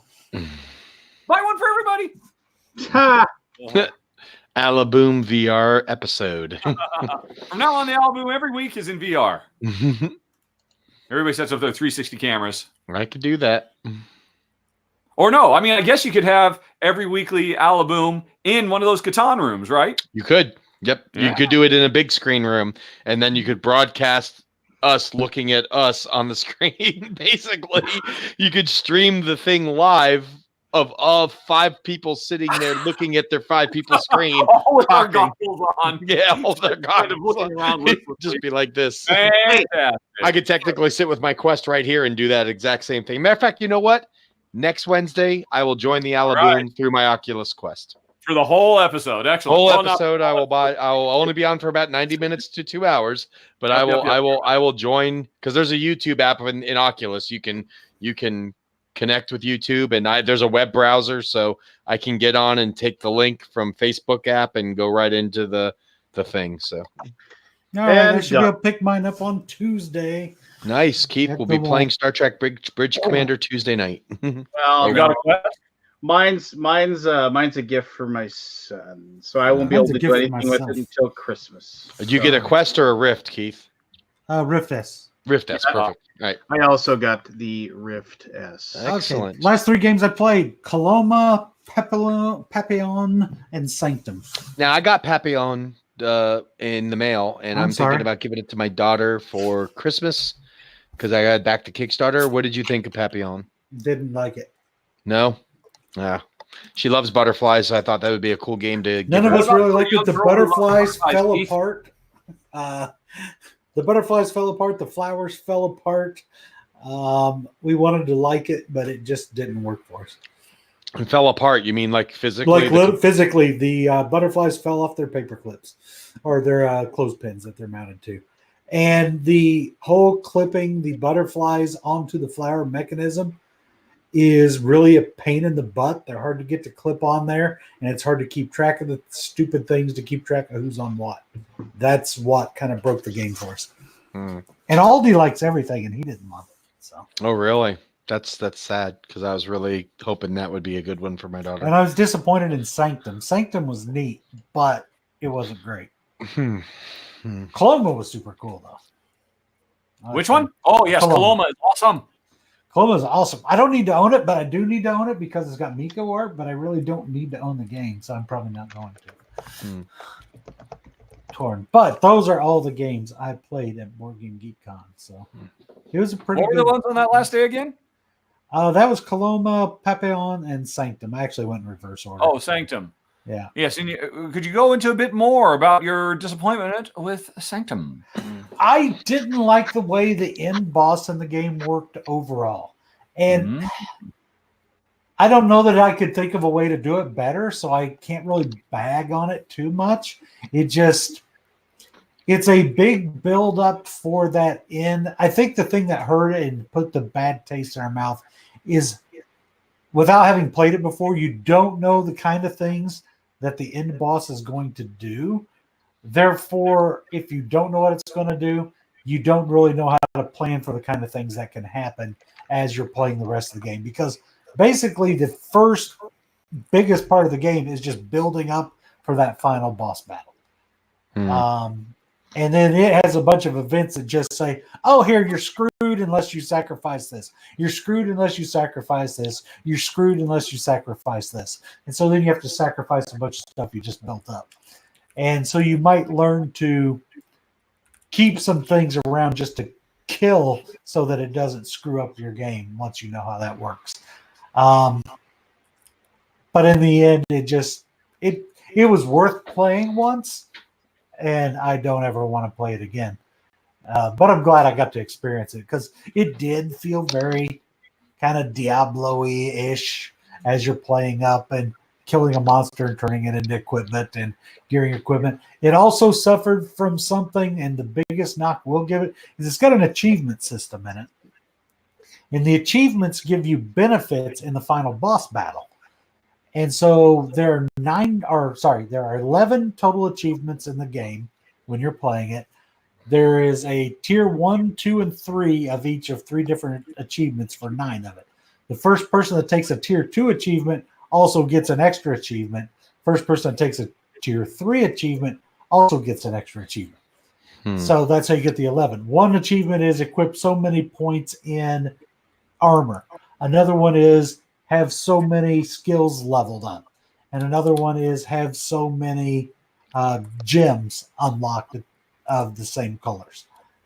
And what happened is I got into the lead on getting those, and I took 9 of the 11 achievements. Because once you're in the lead, you're already in the lead to get the next level of that achievement. Because it's like 3, 5, 7, for example. Well, if you've already run to the lead of one of those courses, you're probably going to run through all of them. And if you're the first person to get an achievement, you're probably going to be the first one to get tier 3. So I swept all but 2 of the level 1 achievements, which allowed me to win the game in the end, because I had much more benefits when it came to the end than the other players. And that was the biggest downside I'll give Sanctum, is that achievement system feels very rich get richer and everybody else is screwed. Otherwise, it had some really cool equipment and some other things going on.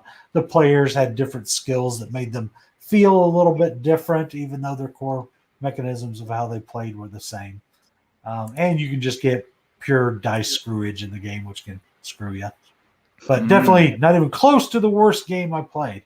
And I also didn't list Paris New Eden, which I didn't even finish because we hated it and threw it back in the box. Well, I see you said that. What I mean, to each their own. But just let me finish what I had to say, and then you can respond. So, what exactly did you not enjoy? Because the best thing about Paris New Eden is the fact that you can use the slacker as a wild, but you have to leverage that against the fact that once they get to your village, they're just a mouth to feed, and they don't give you anything anymore. So they have a great upfront usage, but then you have to decide whether or not it's worth it to take them on. For the three of us, none of us liked anything about the gameplay. It just was uninspired. It was you're a weird one. Draft a die and do Draw something. my attention to anything else you have said up to this point. It just did not click for us. We got through the rule book. The rule book had some issues with how you understood how the game actually worked. We had to actually get playing before we understood what the rule book was telling us to do. We figured that out. We played through one round and just went, we don't feel like wasting time finishing this game. Like my copy is like right here, and like this is something I've actually played like 3-4 times, and I would play it again in a heartbeat. Yeah, we could not even get through. We got through one of 4 seasons, and just packed it up. The only thing, and I think Richard and I were both agreed on this, the only thing I didn't like about it was the fact that it's like the theme is so glazed on. A lot of their way to bury the theme, which they didn't have to at all. Just that stupid Euro must be language independent at all costs thing, even if the cost is the soul of the game. Oh, yes. and then the other thing that I really loved about it was the fact that it had like the one spot where you get to pick the calamity. Like you're taking the die that allows you to pick like which calamity to get rid of, and then eventually you get down to like just the one. And so you either, I mean, that has a dual purpose of like, oh, do I take the one that really helps me, or do I take away the one that's really helps somebody else? And I mean, I like that spot. I mean, yeah. I thought that was interesting the way you picked the goal for the round. I thought that was kind of cool. Yeah, I love that. And the unsure, I guess you'd call it bidding for the actual buildings at the end of the round based on yes picked up. Where am I getting? Are you going to use those wilds now? I need to know. Are you saving those for medics? Because I need that medic building. Also, I hate bidding games, so that didn't help either. That probably didn't help anything. Yeah, and this was not the worst game we played at the con. So we just didn't finish it. To this day, I'm convinced.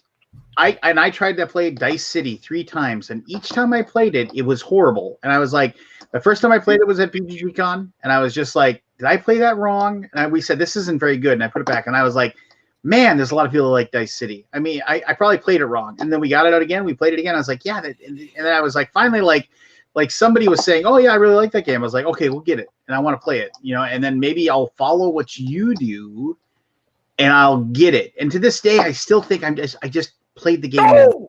I had fun the first time I played Dice City, and then after playing it the second time, I agree with you. What happened?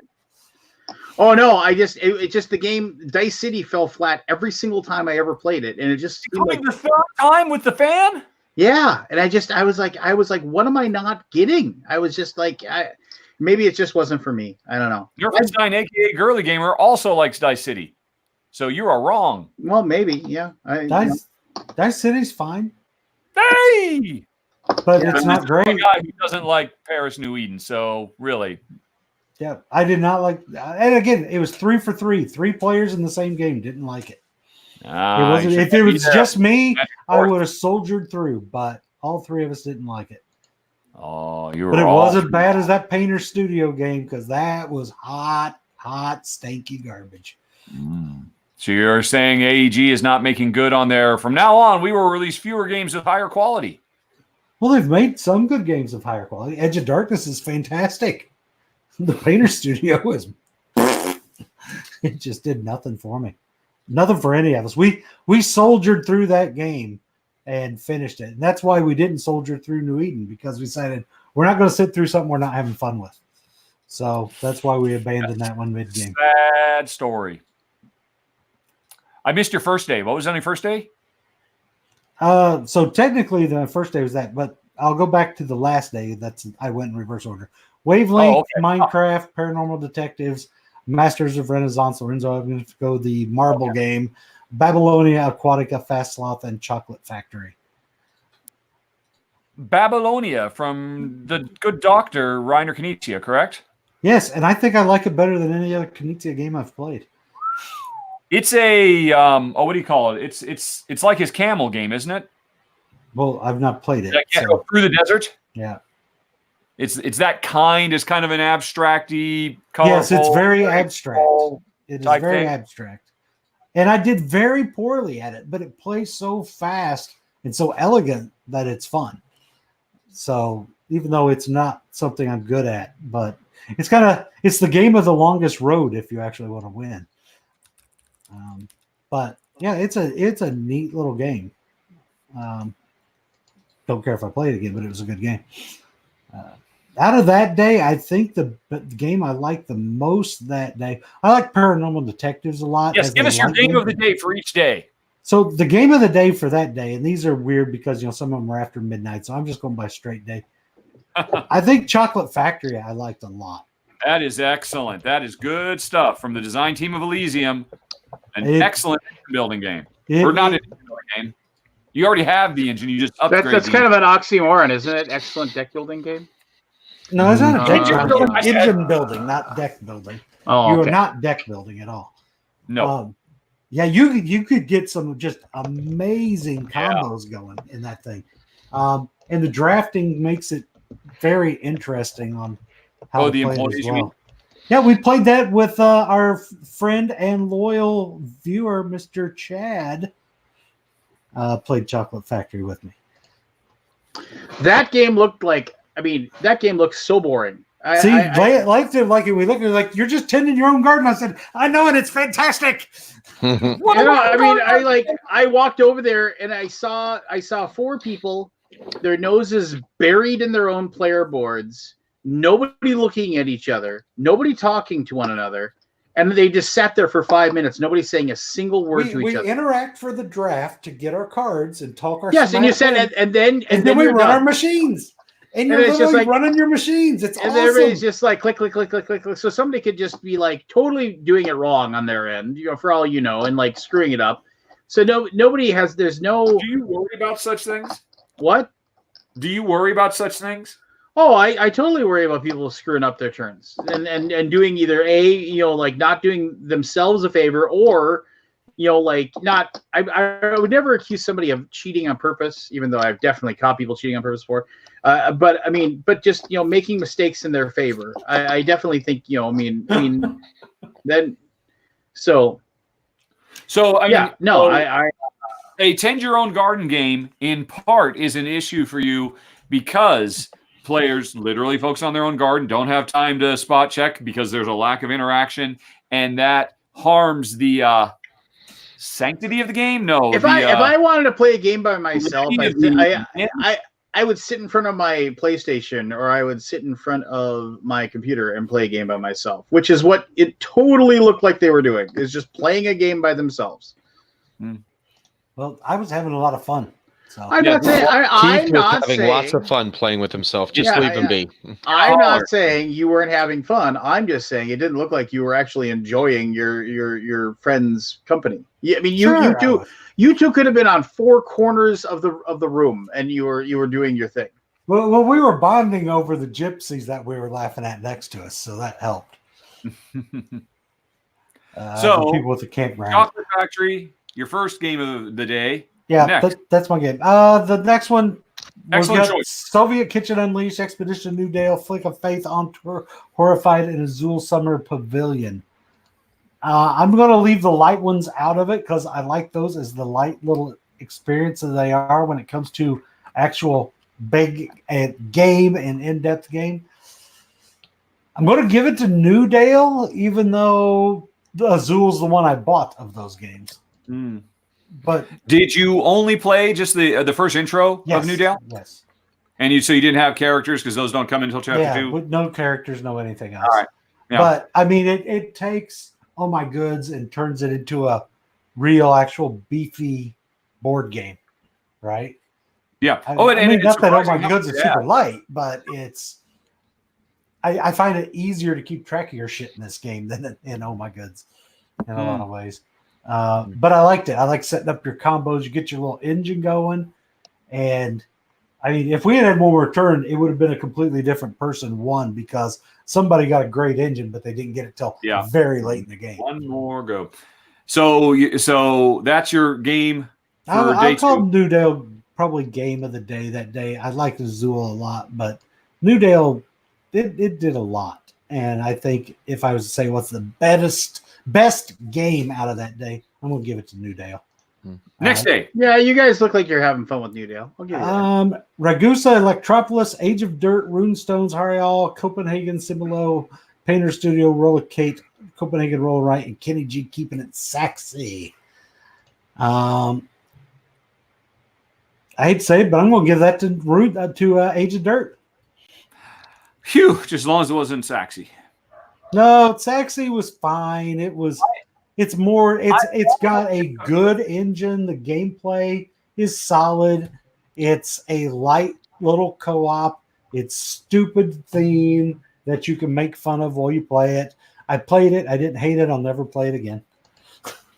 I almost picked up Dirt because I love, correct me if I'm wrong, the core idea of that game is it's a worker placement game. You send your workers out to whatever it is they're going to do, typical resource harvesting and points making stuff, but you have no idea when they'll actually make it because they could get stuck in a dice tower. They could get stuck and you may have to bang them out of the dice tower. Long time. It should have been 2 turns ago kind of a thing. Yeah, you may send them to go collect wood and berries, but they may come back making babies.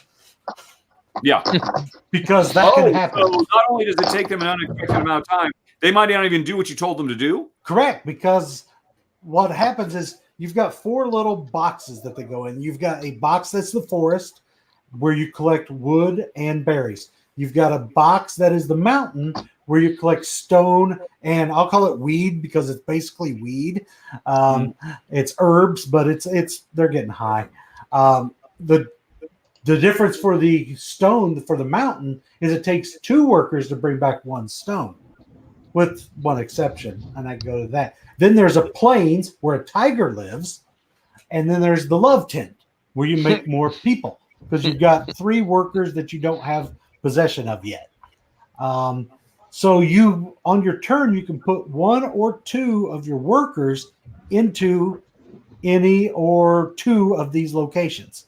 So you can put it in 1 or 2 locations, 1 or 2 worker. They go inside and you can't see who all's in there. And then other people take turns and do that as well. The second action you could choose to do instead on your turn is to basically activate one of those locations. And so whoever activates the forest gets a free repair of their spear or their drum. Whoever activates the mountain, they will bring back a stone for each worker that returns from the mountain. And whoever, there is no bonus for the plains, and whoever activates the love tent gets to take one of their workers from their supply and drop it in with everybody that's in the tent. So they get to add an extra worker. So you take your location, you pick it up. You're talking about a Shogun-esque tower. Right. So you've got this little tower. So you take your meeples and you drop them in the tower. Yeah, and there's basically 3 platforms inside it. Yeah. There's like 3 platforms. And then whatever comes out, then you resolve the action of the location you're resolving. So whatever comes out, you can take wood or berries if it was the forest. If it's the plains, a tiger lives in the plain. If the tiger comes out, he will eat one of every person's meeple that came out with him, unless they have a spear they can activate to fend him off. And the mountain they come out, but you can only get weed if you don't have at least 2 to haul your stone unless you activate it. And the love shack, if 2 of your people come out, they will mate with each other and you will get a 3rd meeple. If you don't pair up with yourself and somebody else doesn't pair up with themselves, you can choose to mate with each other and you'll each get to take a meeple. So whatever comes out of the tower comes out. If you didn't get much out, like you dropped in 6 meeples and only 2 came out, well, if your drum's not broken, you can choose to activate your drum. And you get to take a hammer, and there's 3 little platforms sticking out of the tower. And you get to take up to 3 whacks of the mallet on the tower to knock more people out. So you can do that during a turn. Then it goes on, somebody takes another turn. If it goes and starts resolving a new location, your people that didn't come out of the forest may come out in the plains, may be eaten by a tiger or may come back with some hide. So that's kind of how the tower works. And your goal is to spend your resources you bring back to build inventions. So you get invention cards, and you can build from the 2 cards available in the tableau, or you can spend the herbs to basically become inspired to take cards from the tableau or from the deck blind into your hand to have private goals to work for. First person to 10 rock stars, which is the points on the cards, wins the game. 45-minute little worker placement game. But I've been thinking about that game ever since I played it, throughout the con and even afterwards, which has to make it my game of the day because I keep thinking about it and talking about it. So it was a fantastic, light little game that I think is of a family weight thing where people would like it. I don't know. It's a great 2-player game for you and Jen. Ever since I heard about it, and I talked to Zev about it because it's a WizKids game, I think. Yep. And he said, "Yeah, it's really light," and so I passed it by. But you're saying I shouldn't have? It's light, but it's fun. If you like that kind of thing, it's a quick play though. And I don't know how great it is with 2 players. I think with 2 players, it's going to hurt it because having more people in the tower is better, right? Towers, yeah. So you've got less stuff going on. So for you, it probably is not going to be great. Dodged a bullet! Hooray! But for 4 players, I think some people would have a lot of fun with it for a quick spin game. So I liked it. And Runestones, I expected nothing from Runestones, and that was quite Runestones is enjoyable. great. That was a good game. You should have expected something because Rudiger Dorn is great. It is Rudiger Dorn, that is true. But Can I say something about actually? You just made me think of something, and I fully admit that like I'm a person who very who likes to crack wise as it is about things, but I remember seeing somebody post on the Facebooks or something like that, like with at BGG.CON, they said, I'm it's like somebody asked somebody, and I'm not going to list any names here because I don't want anybody going off anyway. But somebody said, "Oh, I'm out to dinner.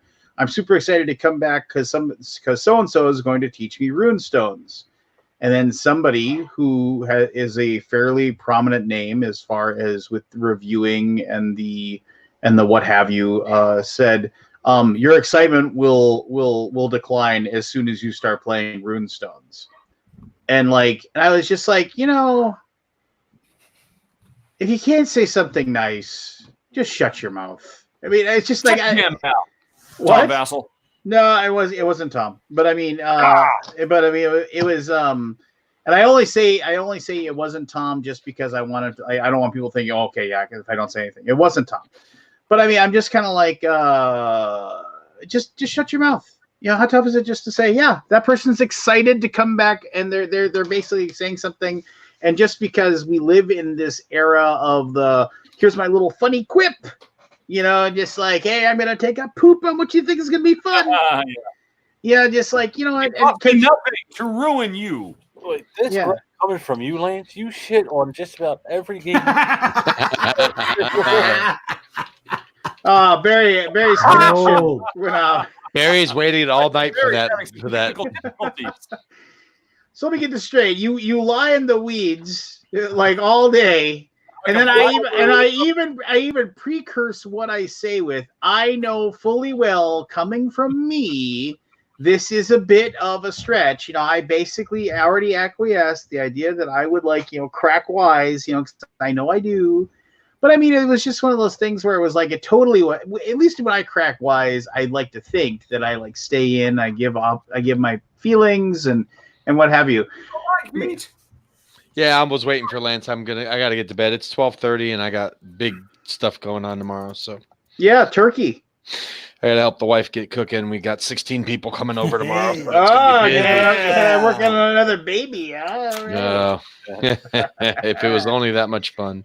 All right. Well, thanks, sir. Have a happy Turkey Day, buddy. Happy Turkey Day to all of you, and I will see you all next week in VR. Cheese sandwich day. Take care, everyone. Take care, brother. Good night, Pete. Night. That is much more aesthetically pleasing as a layout. Yeah, we're back to white screen. Hey, look at it all. All right, continue. Yeah, so there you go. It was just like prepare to be disappointed or something like that. Well, yeah, it's like it was just basically like, oh, you're that level of excitement will certainly be decreased as soon as you start playing runestones. You know, it was just kind of like, and I was just like, just shut your mouth. Yeah, I mean, it was just kind of like one of those things where I was like, yeah, I don't know, I just have a problem with that. So it's like, there you go. But I like, yeah, I just. If you're going to, I think if you're going to say, and I realize it's a two-edged sword, but if you're going to say, hey, that game's awesome, have fun, you know, that's all you have to say. But if you say something to just take a poop on it, like I think you should back it up with like some sort of, like reasoning, right? Some sort of, not evidence so much, but it's just like a reason why you happen to believe that way, you know, about said thing. I think that's only fair, you know, because, you know, just say, oh yeah, well, I mean, for me, you know, Runestones wasn't fun because of blah, you know, and just instead of just be like, hey, you're not gonna have any fun playing that shit game, see you later. You know, just like, yeah, I mean, you know, because then I don't know, I just, that's just me, but maybe I'm yeah. As Thumper said, if you can't say something nice, don't say nothing at all. So, you know, and he got the cute bunny at the end by being a nice rabbit. So, you remember that? Remember they all got Twitterpated at the end? I'm sure I must have seen it at some point in my life. I don't remember anything about it. They all run into their like the female counterparts and Bambi, Thumper, and Flower all get Twitterpated, and then grumpy old and grumpy old Owl was just like he was the one warning him. He was like the old man Grumpus, like, oh, them women, they're gonna ruin you, you know, or whatever. You know, just it was a simpler time back then. But anyway, all right. So Age of Dirt, game of the day. Game of the day, yeah. And then for the other day, Coloma was the game of the day. What? Coloma was the game of the day for the good call. First. Good call. Because it was the only really good game I played that day. All right. And then game of the show. I hate doing that. Wait, what were the right? So Coloma, Age of Dirt, Age of Dirt, New Dale, and Chocolate Factory. Chocolate Factory. Okay, that's 4. Yeah. Rank them.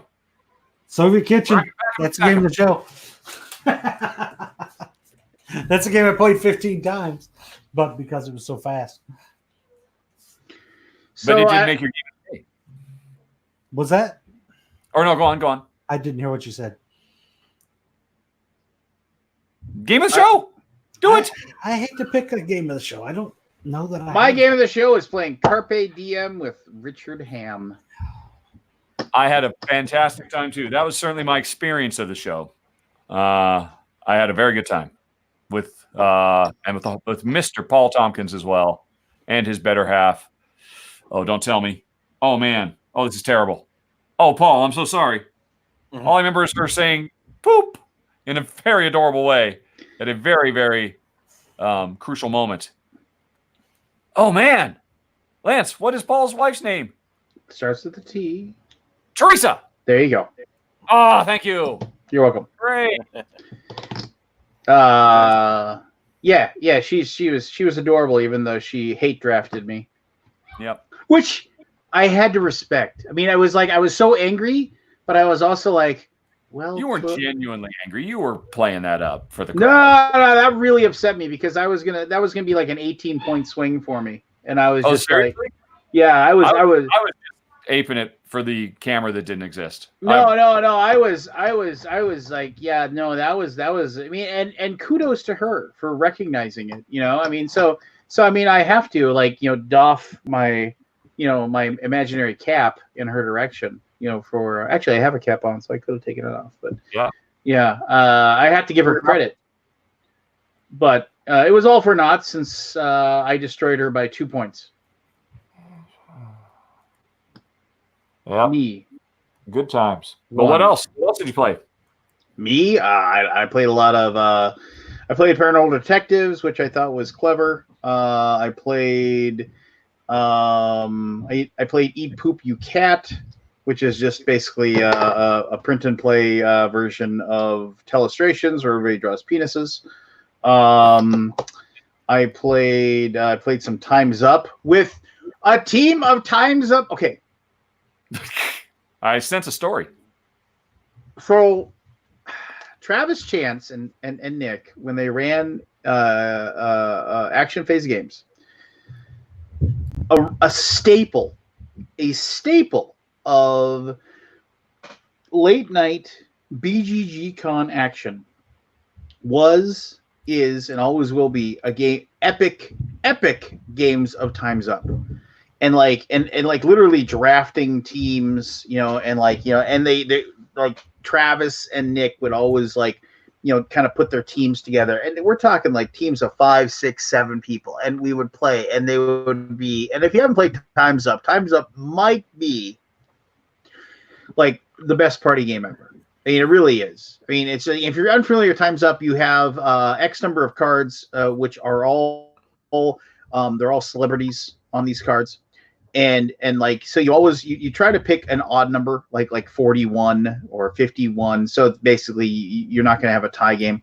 And so then the first round, you basically, one person speaks to their team, looks at the cards, flips it over, sees the name of the person. It says Arnold Schwarzenegger on it. And then the first round you're allowed to say anything you want about it. It's like, he talks like this, and like, oh, Arnold Schwarzenegger. Okay, fine. And then you flip it, and then you basically, everybody just throws the card on the ground so they can go as fast as they can. You get 30 seconds. You get as many names as you can, and then you hand the cards to the other team, and the first player on that team does the same thing for their team. They get as many, they hand it back and forth, back and forth, back and forth. So you get through all the cards. And the trick is that like you'll start to connect certain clues, certain things that people do that will like remind you of those cards. So the ones that you don't get, they'll have like certain things. So the second round, you can only say one word about the card, and then the team can only guess one thing. If you can't just sit there and just shout out a bunch of names, you basically, so you if you said they said Arnold Schwarzenegger, that would be completely fine. But if you were like, if there are also other people shouting out different names, it doesn't count. And then that's 35 seconds, and then you go back and forth, back and forth, back and forth, and you get your points. And then the last round, you don't say anything. You have to do a pantomime. You have to do like basically a pantomime to describe the thing, and then you go back and forth, back and forth, back and forth. And the whole thing is that like along the way you've done pantomimes when you've done the first two, so people are like, oh, they did that pantomime for that particular person, and then you eventually just catch on, and it's just a lot of fun because of the fact that like even if you don't know who the people are, like you'll catch on, and you'll just anyway. So Nick and Travis are just draconian when it comes to the rules, and that's how I know how to play that game. It's just like you don't like, it's just like they are. I mean, because it's life or death, win or lose that game. And I was getting ready to go to bed, and my new boss Shane Myerscough was like, "Hey, he's like, I need another person for my team for Time's Up. You said you were really good at this." I was like, "Yeah, we used to play a lot of it. I tend to think I'm pretty good at that game. I definitely got more wins than losses."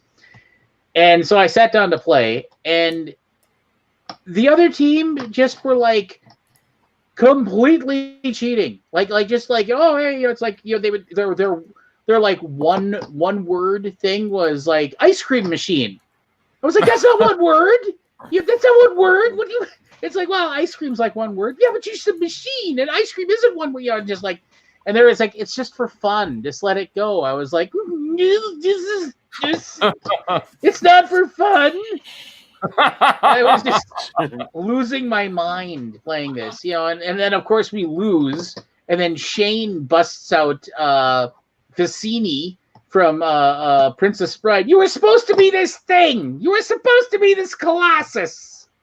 And like I felt horrible, and I failed my boss. But yeah, It was the most infuriating. But yeah, that was I played Time's Up, a very infuriating game of Time's Up. Oh, and then I was heckling the other team, like, oh, that was good. They're like, and then like they were like, no heckling in the game. And I was like, that's like half the fun. It's like talking trash. So that was annoying. Like I said, I played Wavelength, which I thought was really, really good. What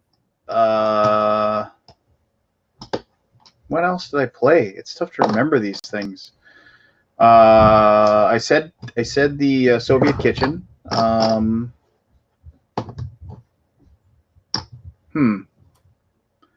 else? God, I how do I not remember, like, after I leave? I'm trying to like just picture the games in my head. Oh, I played The Crew. I think that's really good. But The Crew. Okay, so I want to say I want to go. I'm going to say this about The Crew. I'm going to say this.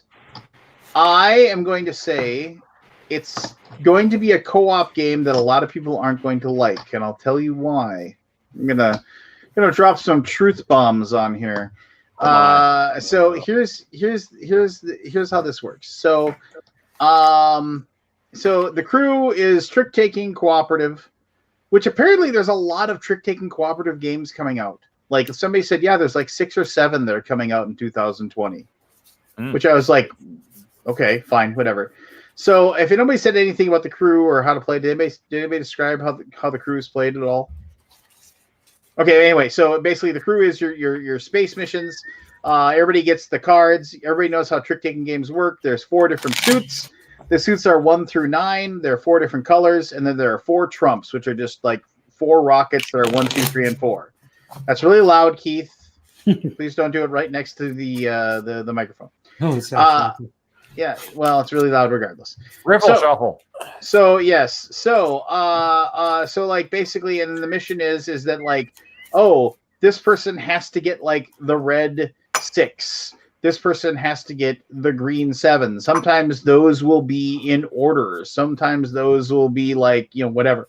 So, it's one of those things where then like, yeah, so you'll start taking. So here's the deal. If you're playing that game and somebody says, I'm not a really good trick-taking player, and they don't understand like the very basic ideas of trick-taking and trump and how you need to shortchange yourself of certain colors and different strategies on how those things work, it can be absolutely infuriating when you're dealing with somebody when that is. So it's like, it's one of those things where if you're playing like Pandemic, and like somebody doesn't, it's like, oh, you need to display that card, and you move over to that spot, and then you can heal those disease cubes that are there. Oh, okay, great.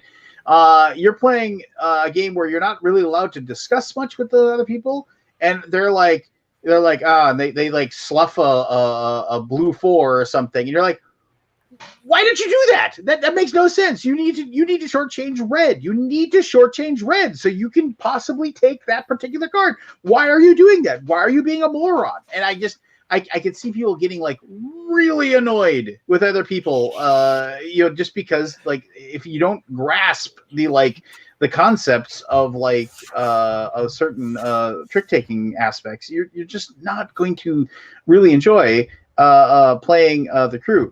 Also, that being said, there's only so many rounds of trick-taking that I can play before I'm like, okay, that's enough of this. It's like, oh, well, now it's like, okay, so the commander has to get the red 7. All right, fine. That was easy enough. Okay, now the commander has to get the red 7, and this player needs to get the green 2. Okay, well, that was interesting enough. And then it's like, ooh, now things will get even more exciting. Now this person will have to, it's just like one of those things where like later on, like the decisions that you're doing to get those particular cards are just like, it's just more of the same, right? I mean, it goes on and on and on. Now, I will fully admit that when I sat down, I played a 4-player game. It was with Scott, myself, Derek, and I'm trying to remember the 4th person. Tim Schafer. And so we were sitting there, and we were like having fun, and we were talking about everything like that. And it was just one of those things where I played 5 rounds of it, and I thought it was really cool. And like we only lost once. That's the other thing too. I think it might be too easy. I mean, it just like because we only had one loss, and so it was. And then when we realized that like you actually draft.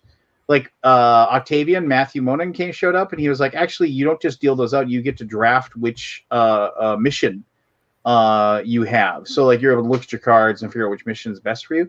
I was like, then this is ridiculously easy because I mean you can just because like I don't know. It's very clever. It's very interesting. It's kind of like when I the first time I played TMG game,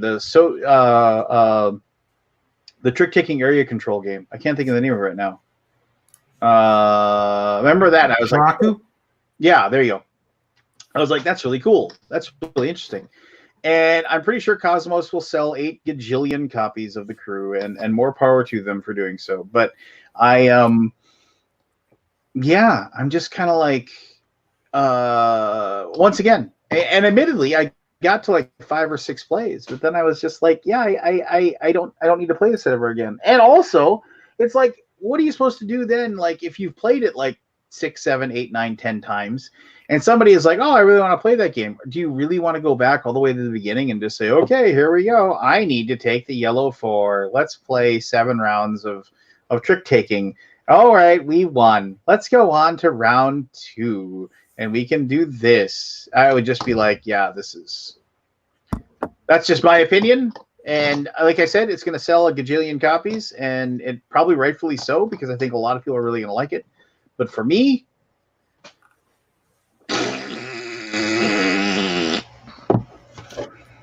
there you go. Well, if you don't have anything nice to say. Hey, I got 5 plays out of it, and I enjoyed those 5 plays, but I can't see myself wanting to play it again anytime soon. Just because, and really, like you have to, you basically you have to know trick taking games, like really know it. I mean, like my like freshman year in college, like there was like 3 other guys, and we played probably, I'm gonna guess 5,000 hands of hearts easily, and just sitting there playing hearts over and over again, just killing time. You know, this is back before cell phones and internet and all those wonderful things. You know, so it's just like that's what we did, drinking beer and playing hearts, and so you just kind of learn certain things. Now, I mean, maybe later on there's like more missions, or like maybe somebody has to shoot the moon and they have to take every single trick. I mean, that could be kind of neat and clever, but it's still one of those things where, you know, you're not drafting cards. I mean, you just get your hand of cards and you have to figure out how to make it work from there. So, you know, that makes it really tough if you're not drafting. So are you reading the rules there, Keith? I'm looking at some of the missions real quick. Yeah. So there you go. Yeah, some missions get kind of crazy. Like, at no point may a player have won 2 more tricks than any other player. And it just seems like those are just like, well, we're running out of missions. So win exactly 1 trick and you can't use a rocket card. Mm. And yeah, there's some weird things like that.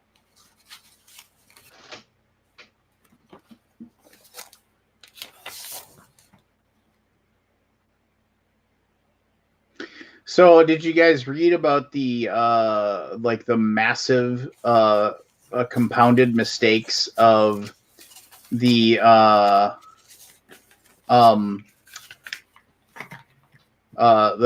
of Steam Deluxe, like the multiple map mistakes, the problems with the poker chips, just up and down, like the problems. And it's just one of those things where it's like, it's one of those things where it's like they can't possibly just reprint it because of the fact that it would cost them so much money to do it.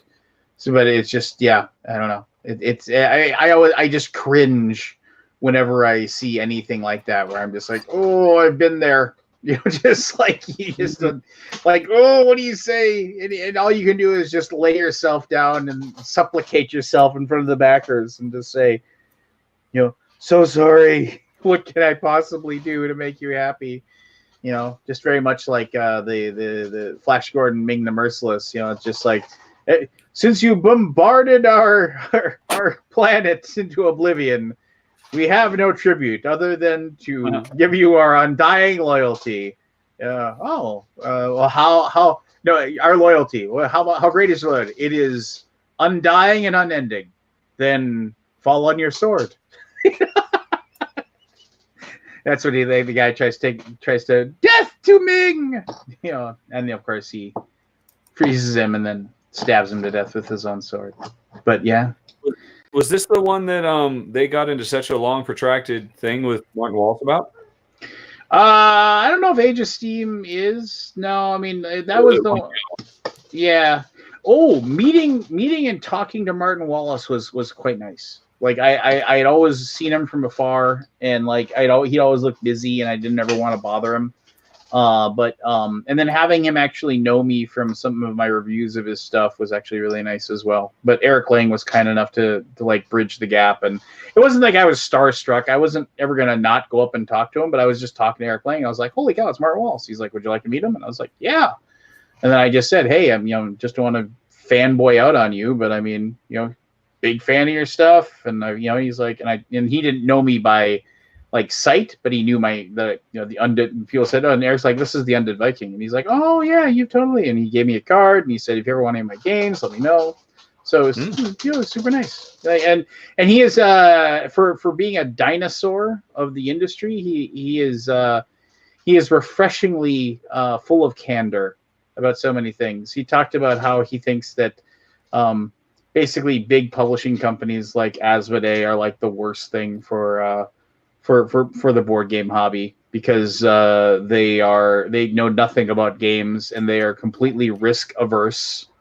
So they just publish the same easy standard titles over and over again, and how he's like more and more small publishers need to come to the front and publish the games that normally wouldn't see. It was very nice. He was and the guy likes his drinking too. He was like, "I'm going to the bar. See you later."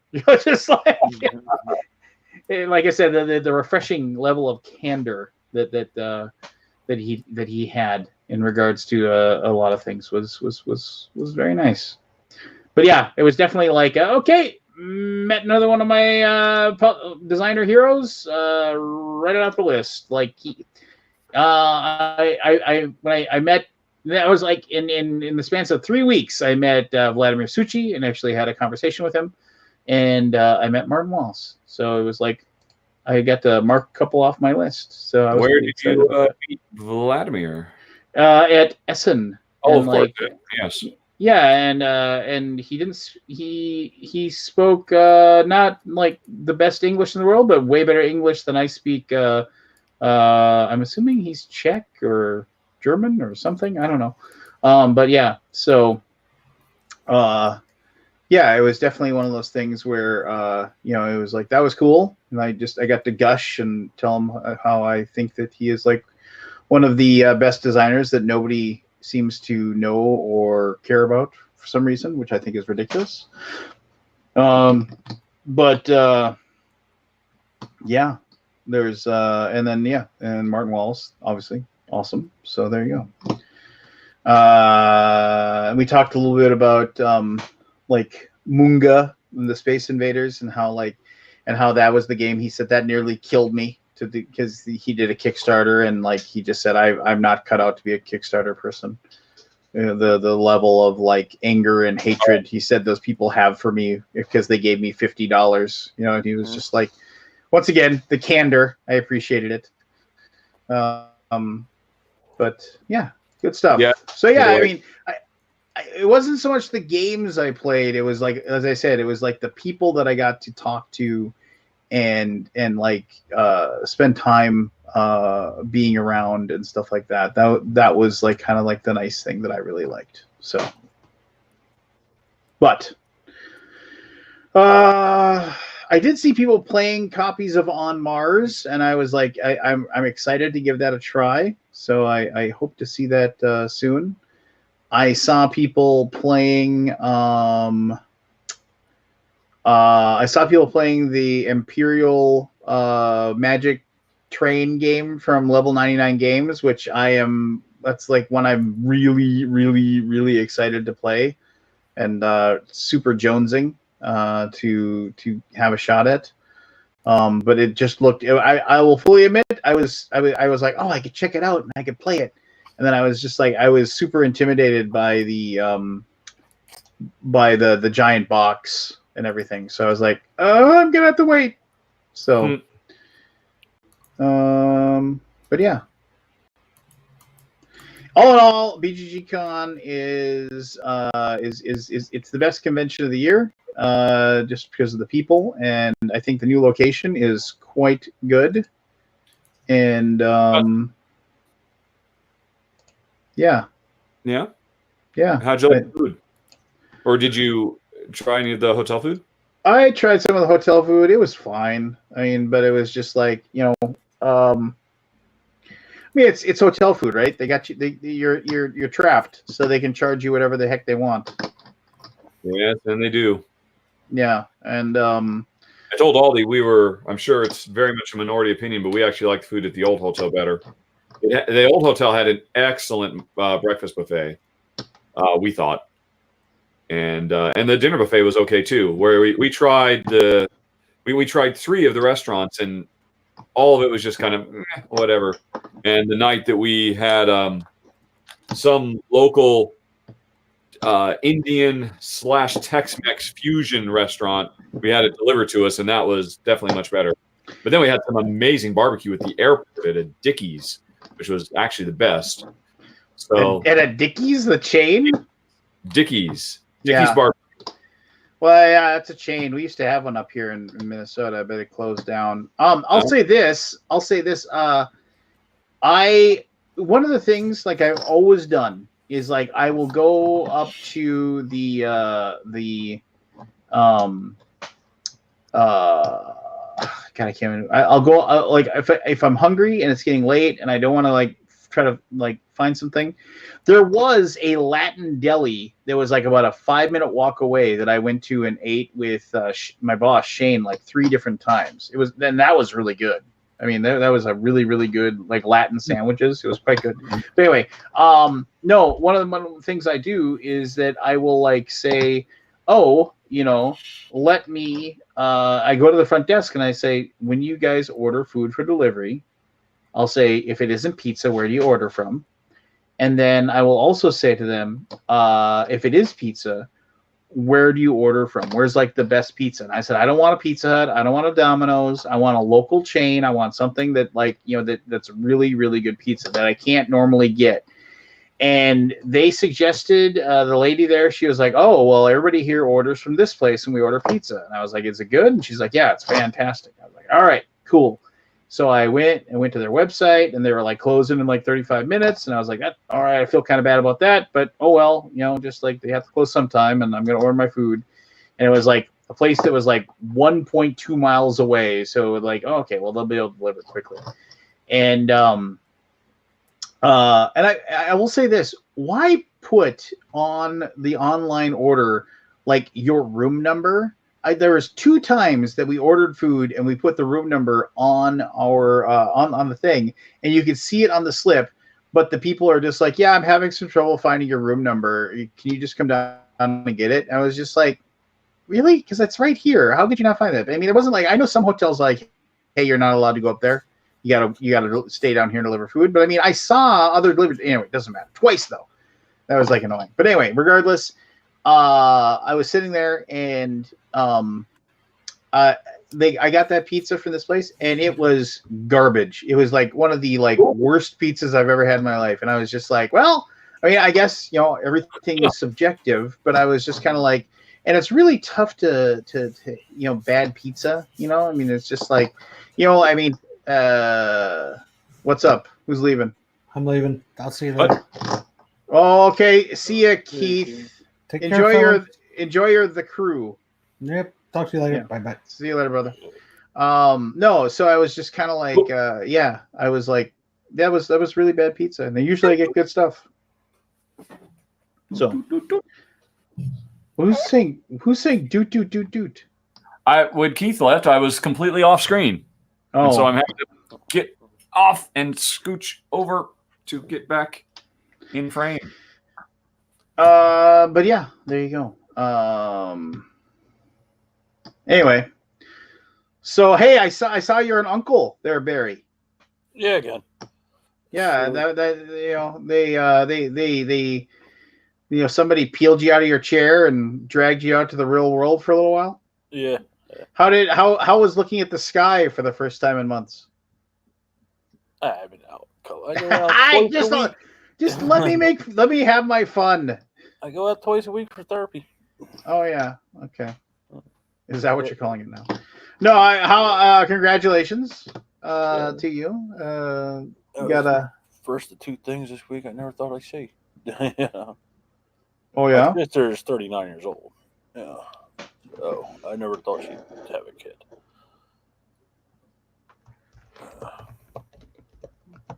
But yeah, she's getting used to it. She had to get a C-section. She was upset about that.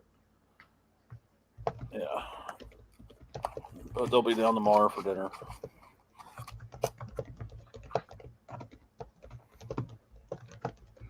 And everybody's happy and healthy. 10 fingers, 10 toes, the whole 9 yards. Yeah. Yeah, it was weird. That's the first time they induced her because she was a week late. Or Yeah. they do that now, plus cover her age and all that. And she was in labor 36 hours, I think it was, or something. Yeesh. And then they finally decided that they had to do the C-section. And she was trying to do it natural up until that, And I'm talking to my brother. I'm like, I don't remember it being like this with the rest of them. He's like, nah, it wasn't. Chrissy, none of them were ever induced. I was like, all right. I thought it was just me. It's I don't know. It was an experience. But they got through it, and there you go. Yeah. Richard, I don't know if I ever asked this. Do you have brothers or sisters? I have a younger brother. He is 3 years younger than me. I haven't seen him in quite a while. He's the wild child of the family. He has at various times been legally dead, a prostitute, a carny, a long-haul truck driver, and homeless. He and I are excellent nature versus nurture examples, seeing as how we came from the same place and had basically the same upbringing, but we ended up in very different places. So is he alive now, or? I honestly do not know for certain. We're kind of worried that he might not be because we haven't heard hide nor hair of him. About the only way we ever kept track of him was on Facebook. He would post sardonic comments every once in a while, and he hasn't for a long time. But last I knew, he was living in a van on the streets of Ballard, which is a suburb of Seattle, and so we didn't really have a way to get in touch with him. So not quite sure what's going on. Well, that sucks. Sorry I brought that up. Fuck, Lance. Yeah, jeez. Yeah. Every family's got one. Yeah. Yep. Well, I hope your brother's just fine, and Yep. Just- I do too. just hadn't felt the need to post anything recently. Yep. One can hope. I don't know. So Barry, you having family over or doing anything or going to be with family? They're all coming here. Yeah, my brother and his family, my sister and her kid. Ah, but what about your mother-in-law? She's dead. Really? Yes. I had no idea. God, that's 2 for 2. What the hell? Why don't you ask me about our childhood pets now? Yeah, really. What the fuck? She was just living with you like last year. Yeah, no, she died in April. Oh my Lord! I hate to ask, but what happened? She bled out in her sleep. Yeah. I'm sorry, did you say bled out? Yeah, there was. She had a bypass surgery in her leg, and they had this pack wound thing in it, and it filled up. And this was like 2 months after the surgery. It filled up with blood one night, and she went to the ER down there, and it's something fishy happened, but they took the thing out, and she bled out in her sleep that night. In the hospital? In her house. They discharged her from the hospital. And she went home and bled from her leg? Yeah, just basically in her sleep. In her sleep, yeah. Jeez. So yeah. Wow. There's some. I want to pursue this, but I'm waiting for Jen. She's kind of fucked up in the head over it. Yeah.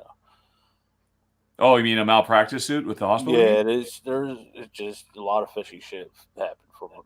You know what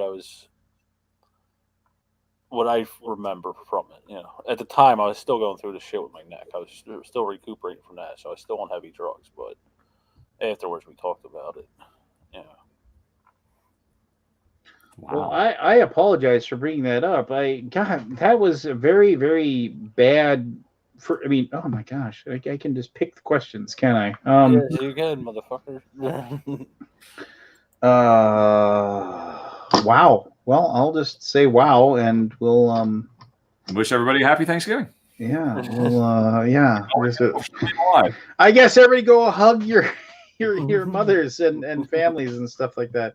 So, well, I have a husky puppy who's really cute. Yeah, adorable husky puppy. Yeah, how's that cat feel about this husky puppy? Huh? Yeah, they play a little bit. Yeah, you you're know, giving all the attention to this dog now. Fuck the cat.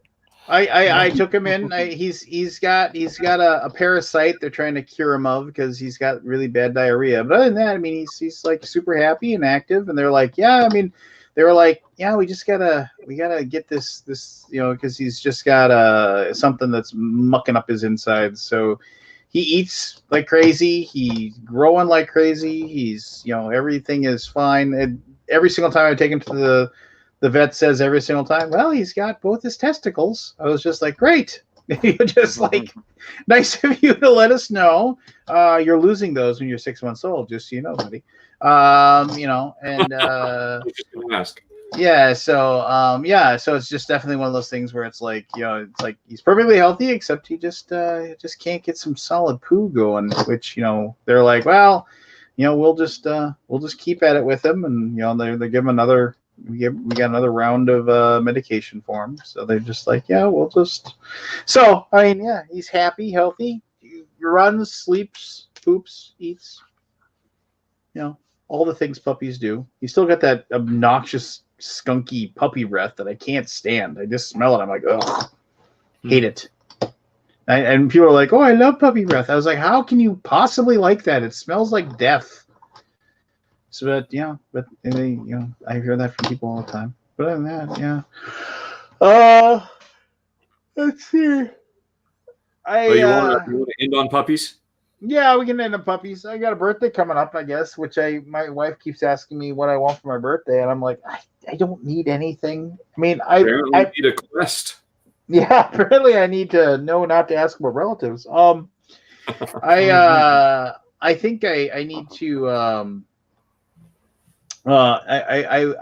I'm considering in my brain, like I was like, I've been looking at what? A Tesla truck. Well, yeah, but no, that's dumb. Uh-huh. No, I've been considering I've been looking at plans, and I'm considering, because I was like, okay, I could buy a gaming table, or I could buy a table and I could put one of Berkey's tabletoppers on it. Or I was like, what if I just built a gaming table?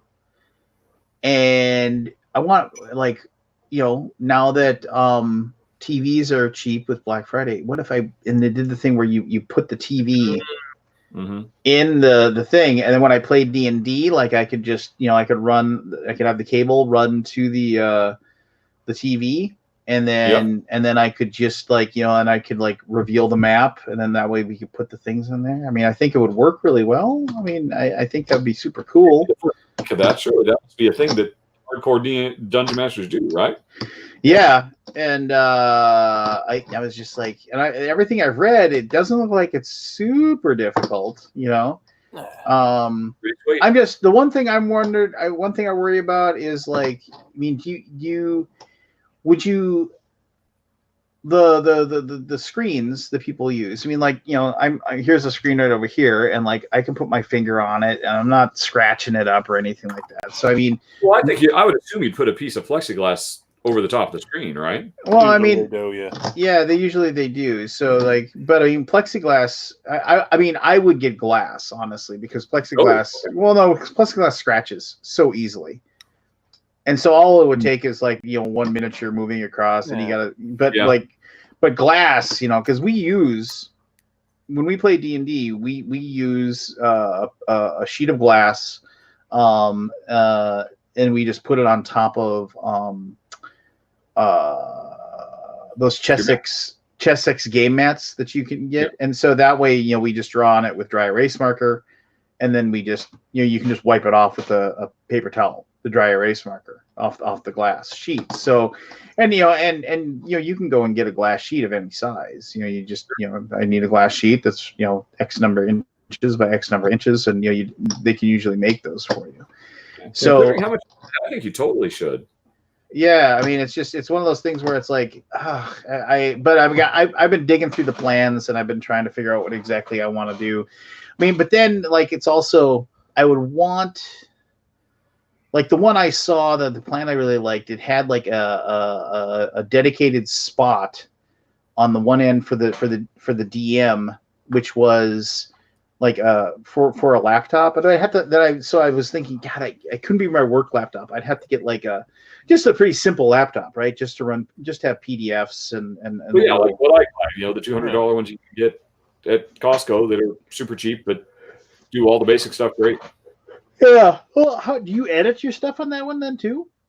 I edit my videos on a slightly better, like a $600 laptop. Fair enough. Yeah. Yeah. So I mean, yeah, that's. But I don't edit much, so. But like I said, I have so much junk in this family room now. I mean, I come down here, I thought and you were moving to, weren't you getting a den or something? well, no. So like the family room now is basically my work area. So where I'm sitting right now, and you can see there's a pile of games on that thing. Those are games I'm like getting rid of, you know. But it's just like, and like, you know, and yeah. So I mean, it's just kind of like as you peer forward to see what's on the thing, you little scavenger. Yeah. So no. Yeah. I gotta go through, and like I gotta get rid of a bunch of stuff. Like I said, the guy that runs the used record store, he's gonna drive his pickup truck over next week, and we're going to, whatever I don't pawn off on my friends super cheap, I will just put it all in the back of his, and I will just get rid of most of it. I'm like, for me now, mostly what I'm doing is like, it's like I'm not even looking at the game of, do I want to get rid of this? I'm looking at the game saying, do I want to keep it? And then like, if I want to keep it, then I put it in a pile. Then the other stuff goes in the pile of stuff I'm getting rid of, you know. And it's just like, you know, and it's like, it's and then I like, so I did that once, and I'm like, okay, well, there's still like, you know, 400 games and the stuff I want to keep. So we got to go back and let's get rid of 200 more, you know. And it's just kind of like, but I'll get there. I believe in it. It's going to happen. And so, and then, like I said, as soon as I get to that point, I got to make sure that I don't ever get back to the point. You know, I want to say this. I'm going to give a shout out to somebody that like a lot of people like poo-poo on a lot. I was, I ended up hanging out with Dan Yerington for about an hour on the last day of BGG.CON, just because we were both shipping stuff, and he and I just ended up sitting around talking and like about whatever. And like at one point, like I had to go get boxes to like put my stuff in because I didn't want to pay FedEx, you know, $20 for a box. And of course, everybody was shutting down their things, and so there's just tons of boxes around there. And I was just grabbing boxes and I would come back, you know. And one time I brought a box back, and I was like, I'm gonna need like 2 more, and I left. And when I came back, like Dan Yerington was in the process of boxing up my stuff for me, like just of his own accord. I was like, "What are you doing?" He's like, "Oh, you know, you just had your stuff sitting here. Just figured I'd box it up for you." And he had a tape gun. He was just taping it up for me, and we just sat there kind of talking about stuff and putting games away. And we were talking about the success of Everdell and how like TMG actually passed on it, and he was just like, and we kind of laughed a little bit about that. And he's like, well, and he's like, the thing is that you never know. As a publisher, you never know what's going to hook and what's not, and he's like, he said, I'm really fortunate that it hooked and it's my game, but yeah, so it was like things like that where it's like, and everybody always like, I know Dan's got the best reputation in the board game world, but he's never been nothing but nice to me, which doesn't mean that he's an amazing person. I'm pretty sure even the most evil person in the world was probably nice to somebody. But like I said, it was cool. Like he and I hadn't like connected and blathered at each other for like an extended period of time, and we ended up, because there was of course a line at the FedEx office, and so we were just. Did I totally cut? Yeah, you totally cut the line. Yep. Yeah, pile, so you could weigh your precious cargo to make sure it weighed less than 50 pounds. My bag totally could have weighed 50 pounds or more. I couldn't really tell. I was trying to figure it out, and I got to the airport, and their scale wasn't working. And the lady, she's like, well, it's kind of heavy. And I was like, oh, I weighed it before it's like 48 pounds. She was like, oh, okay, that makes sense. Just put the sticker on it, sent it. Oh yeah, I saw an opening. I sprang. I was like, yeah, but no. Did I ever tell you? I'll tell you one. So the biggest scam I ever pulled when I knew I was heading home from Gen Con with a bag that was over 50 pounds. I mean, I just knew it. It was just heavy as sin. And I was just like, how am I going to get this passed? Because I was like, my backpack was completely and totally full. And I also want to say this: every single time I go to a convention, I say, okay, this is going to be the one convention where you don't get a bunch of stuff. Just don't get it. Just, I always hate the fact that like my backpack is bursting, and I can, it's super heavy. And I got my carry-on cloth canvas bag that's also got like 4 games in it, and that's super heavy. And I got this giant heavy, and it's just like, and I get it, it's like, oh, boo-hoo-hoo, woe is me that I got to carry all this stuff home. But I mean, every single time I say, just let this be the one time where you don't get all the junk. Just don't get it. Just don't get the stuff. Just, it's not that big a deal. You don't need to get it, And so maybe next time, maybe Gen Con will be my year, which it won't be, but it won't. But I'll, maybe, that kind of thing. But anyway, regardless, I was heading home from Gen Con, and I knew it was too heavy. And so I was like, how am I going to do this? How am I going to do this? And so I walked up, and there's this very nice lady, and I can't remember what she looks like or anything like that, but I started chatting her up, just like, hey, how you doing? It's like, oh, I'm heading home, oh, where's home? And she's just having, she's smiling, having a good time, having this conversation. And she said, and I was like, I just had the thing, and like we go through the whole process. I got one checked bag. She's like, that's really cool. And then I handed her my license, and she's like, okay, just go ahead and put your bag on the thing. And so I picked it up, and he said, and I put it on the thing, but I put one wheel off the thing, so and it came up like 46 pounds. And she like looked over at the weight, and she's like, okay. And then she started like looking at the bag, and I was like, oh, so I was like, do you know where this gate or which way I go to get for the gate for this place? And she's like, oh, okay, yeah, this will be over there, that, the other thing. And then she put the thing on, and then I kind of moved it a little bit further, and she put the sticker on the thing. She picked it up, and I could tell she was like, that's kind of heavy. And then she put it on the thing. And it went through. And then when I landed in Fargo, it had stickers on it that said heavy. It was like a warning on it. You'll throw your back out. Yeah, basically they put these, it is heavy kind of thing. And I was just like, oh yeah, give me my stuff. Yeah. I was super proud of myself.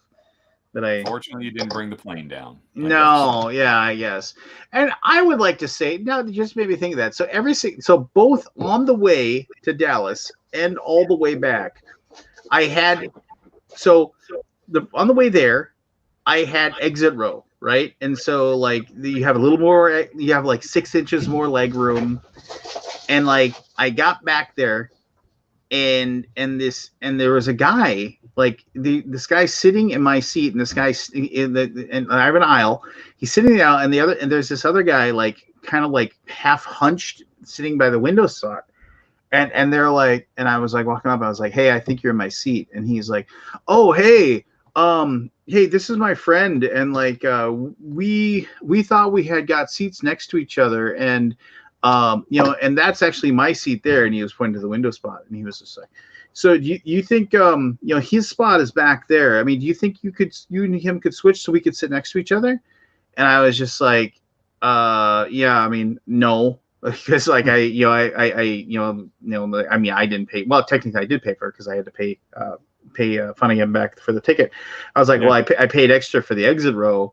I like having the extra leg room. I was like, you could go back there and check if the person back there. Works the other way too. Yeah. And then whoever's back there would be happy to get the extra room. And then the guy looked at me and said, yeah, well, I really like having the extra leg room. And I was like, yeah, so do I. So I'm gonna need my spot. And then literally the guy's like, well, this asshole, just like, it's just like, what? I mean, I'm not gonna be like, oh, okay, yeah, no, you can go ahead. And then the guy was all like grousy and angry the entire time, on our flight.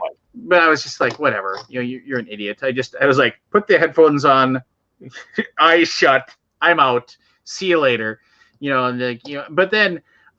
The exact same thing happened to me on the way back too, where like this girl, she was like, oh, hey, yeah, so the airline screwed up and didn't put our seats next to each other. So do you think you can switch? I was like, who are these people?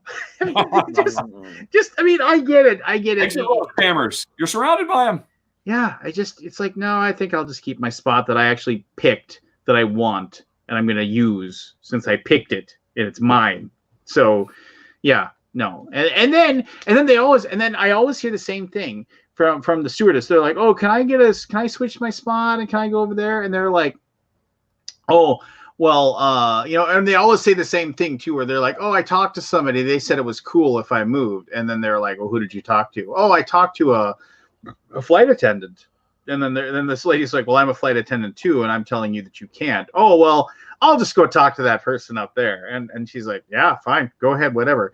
But this is your spot, and this is where you're sitting.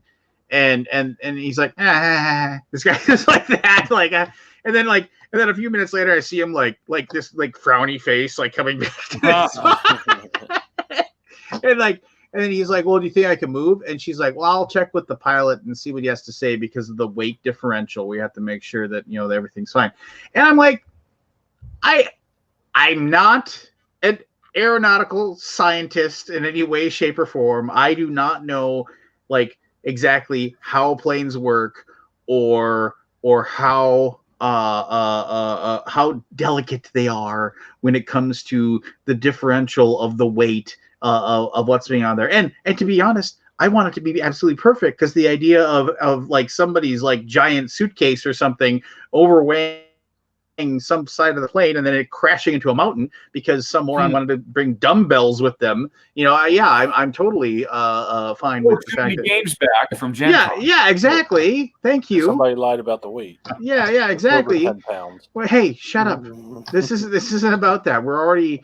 But I was like, I find it very hard to believe that this metal tube with wings that has enough vector thrust, of the multiple engines it has, like I don't think it's like, well, yeah, I'm sorry, your 180 pounds needs to be in this chair right here. If we moved it 6 feet over there, the engines just won't work, where they're supposed to. I can't see that having an effect, but it seems like a pretty good go-to if I was a flight attendant, though, because what are you gonna do? I mean, they're just like, it's air flight and everything like that anyway. It flying in a plane is already a chore at best. So yeah, I'll just leave it at that. But I was just kind of like, but that guy was kind of being a troll anyway. So for him to get jammed by that lady, yeah. So there you go. That's traveling with Lance. Hey, I was thinking about this. Richard, you're going to Dice Tower West and East, or Just west in Vegas in late February, I think. I might be there. Oh, really? Yeah. There's a fair to middling chance that I'll be there. Perhaps after we go offline here and just very shortly, I'll explain to you what I would be doing there. And I'm not trying to be all super secret and everything to anybody. It'll be public knowledge shortly anyway. So we'll just leave it at that. Well, yeah, I will definitely be there, and I'll be doing the same thing as last time, just sitting for however many days it is at a table in Jen's booth, trying to bring in the business. Yeah, bring in the bidness, as it were. Yeah. All right. Well, I think that's enough. Everybody have a great Turkey Day, doing whatever it is that you're doing. Yeah. So there you go. Enjoy your cheese sandwich, Richard. Ham and cheese. Enjoy your ham and cheese sandwich, Richard. Barry, are you cooking, or are you making other people cook for you? They're cooking. I have a hard time cooking. But you burn water or what? No, it's being in the chair. I can't carry things and walk. Being in the chair, I can't get in the oven and shit like that. All right. Well, that sucks. Get better. Yeah. All right. I did walk yesterday on my own. That's awesome, dude. Keep it up. Get stronger. Get better. So there you go.